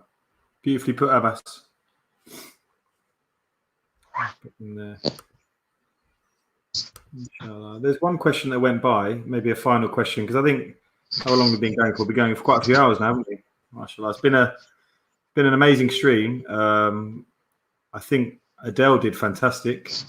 I know she was nervous, but MashaAllah. Can you guys hear me? Yes. Cool. Someone's asked just quickly, what I thought was an interesting question. What have you guys learned from going to Speaker's Corner? Because obviously we talk a lot about what you guys do there and stuff like that, but have you actually learned anything? I know Hamza, you talked about the word belief, but I guess that was kind of honing your skills as opposed to maybe learning something about anything. Have you learned anything from the Speaker's Corner over the years? Well, I mean, often going to Speaker's Corner, the one thing I would say is that you get asked many questions, sometimes even about Islam, that you are not confident in answering. I mean, I myself, I'm not a scholar in Islam, and that's why often I'll look for Brother Imran, or I look for Hamza, or I look for Brother Muhammad Ali, or whatever. And when they answer the question that I struggle with, that's a great learning curve for me as well, because I'm learning something new as well, but also you get questions sometimes that are asked that me, Hamza, Imran, we'll get together for, with Mansoor and what have you for a meal, and we'll ask each other, how would you answer this question, or how would you answer that question? And we'll try to get obviously What happened? Oh no, I was enjoying that. Yeah, I will say one other thing actually. While he's been quiet, my Bruce Lee phrase, I think is really apt at this point. The one that I nicked and I adapted for myself. So basically, I learned: do not react emotionally to the things that people say to you, for then they know they can control you with their words. And I think that's very, very profound, because they expect a reaction. So sometimes you get some of the Tommy boys go down there and they say, oh, your prophet's a pedophile, and you're going to get angry and aggressive, and then you're fulfilling a narrative they already have. But when you're just calm and you say, well why'd you say that, mate? It's like it always reminds me of the hadith, the narration of the Prophet ﷺ when he was in the masjid, and they'd finished salah, and the Bedouin Arab came and urinated in the corner. And the Sahaba were going mad, and they wanted to kill this guy. And the Prophet ﷺ held them back and said, let him finish. So let him finish, urinated in the corner of the masjid. He knows no better. And then he goes to him and speaks to him and says, "This is not the place for this." Da, da, da, da. And eventually, this guy becomes a Muslim. Now, this is how we should be. You know, this is my. I've said this many times. If I thought that Islam was what you think it is, I would probably hate it more than you. But it's not, so I don't. And so I understand that if they think Islam is this thing, they have every right to be in this fervor. So, because they know no better. And I kind of pity them. And I see them as a victim. And if you think that way, then you're not going to come across as arrogant to them. And they might actually, you know, learn and realize, you know, that actually I shouldn't really been doing that. Because I've had people who were threatening to come and attack me in my market, and I even got the police involved and everything. And he got his house raided, and he was locked up over the weekend and everything. They went through his PC and everything.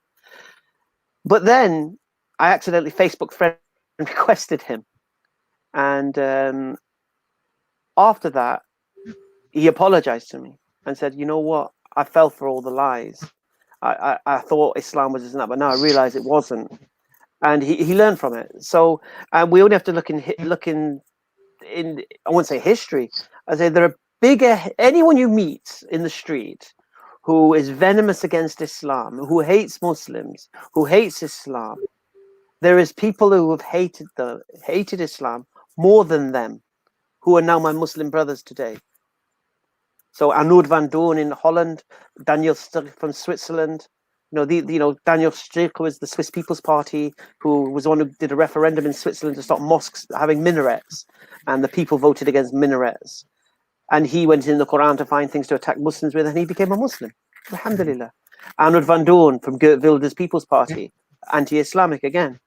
Today he's my Muslim brother. So never lose hope that even someone who hates Islam, they can become better than you. And you can become worse than them. So we shouldn't take this deen for granted. You know, it's like Abbas said, you know, it can be taken away from you. And Allah makes it clear. If you can't do this deen, I'll replace you with people that can. Alhamdulillah. Anyway, that's what I learned from the part.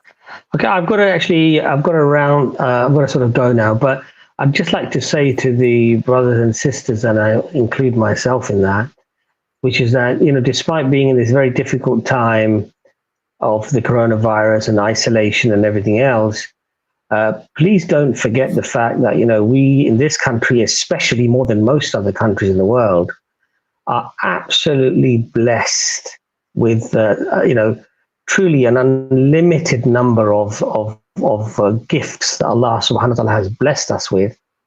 Look, the fact that we're here today, managing to speak to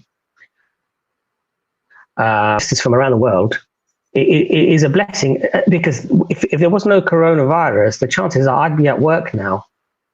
You know, and so there's always something good that can come out of something that we might think is bad.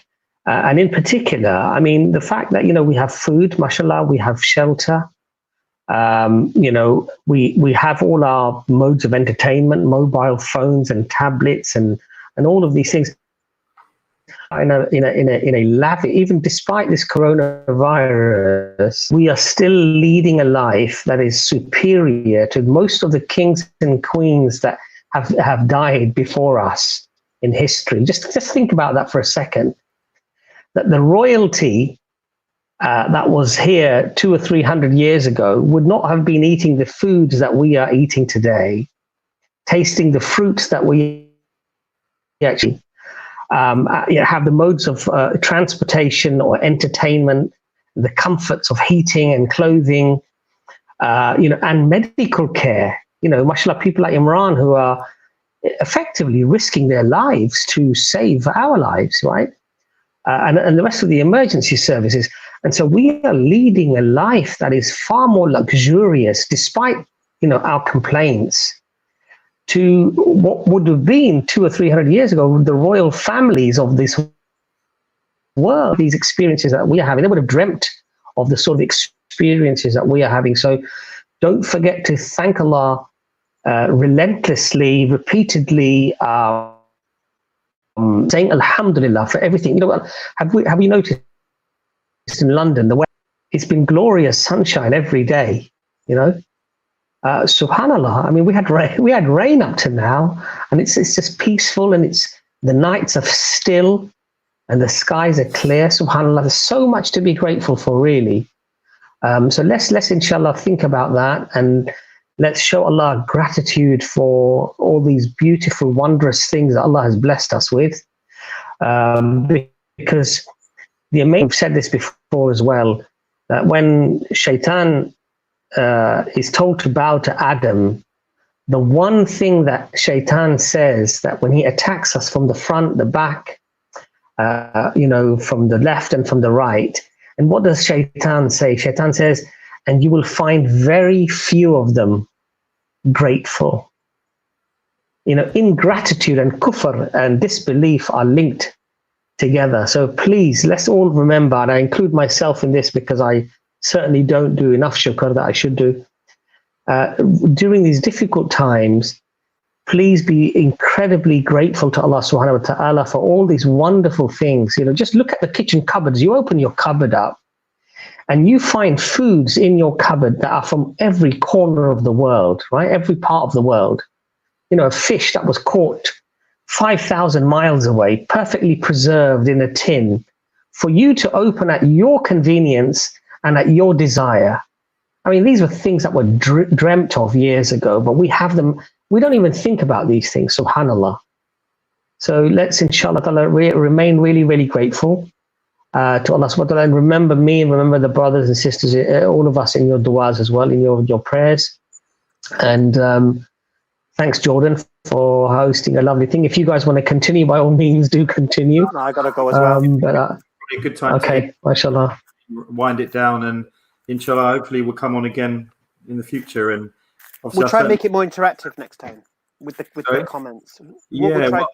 Not used to on your, having this many people. The comments is literally just going. There's no normally. Yeah, but Mukeet Khan was doing a good job of picking some out. Mukeet's the star, yeah. And he was doing a good job of that and controlling the trolls. I seen Suzel was in there saying that we hate other religions. And we don't hate no other religions. Apparently she wants you removed from YouTube. Yeah, I've seen that as well. Yeah, we don't hate nobody. I really, really don't. I feel sorry for you that you fell for the lies, and I want to enlighten you.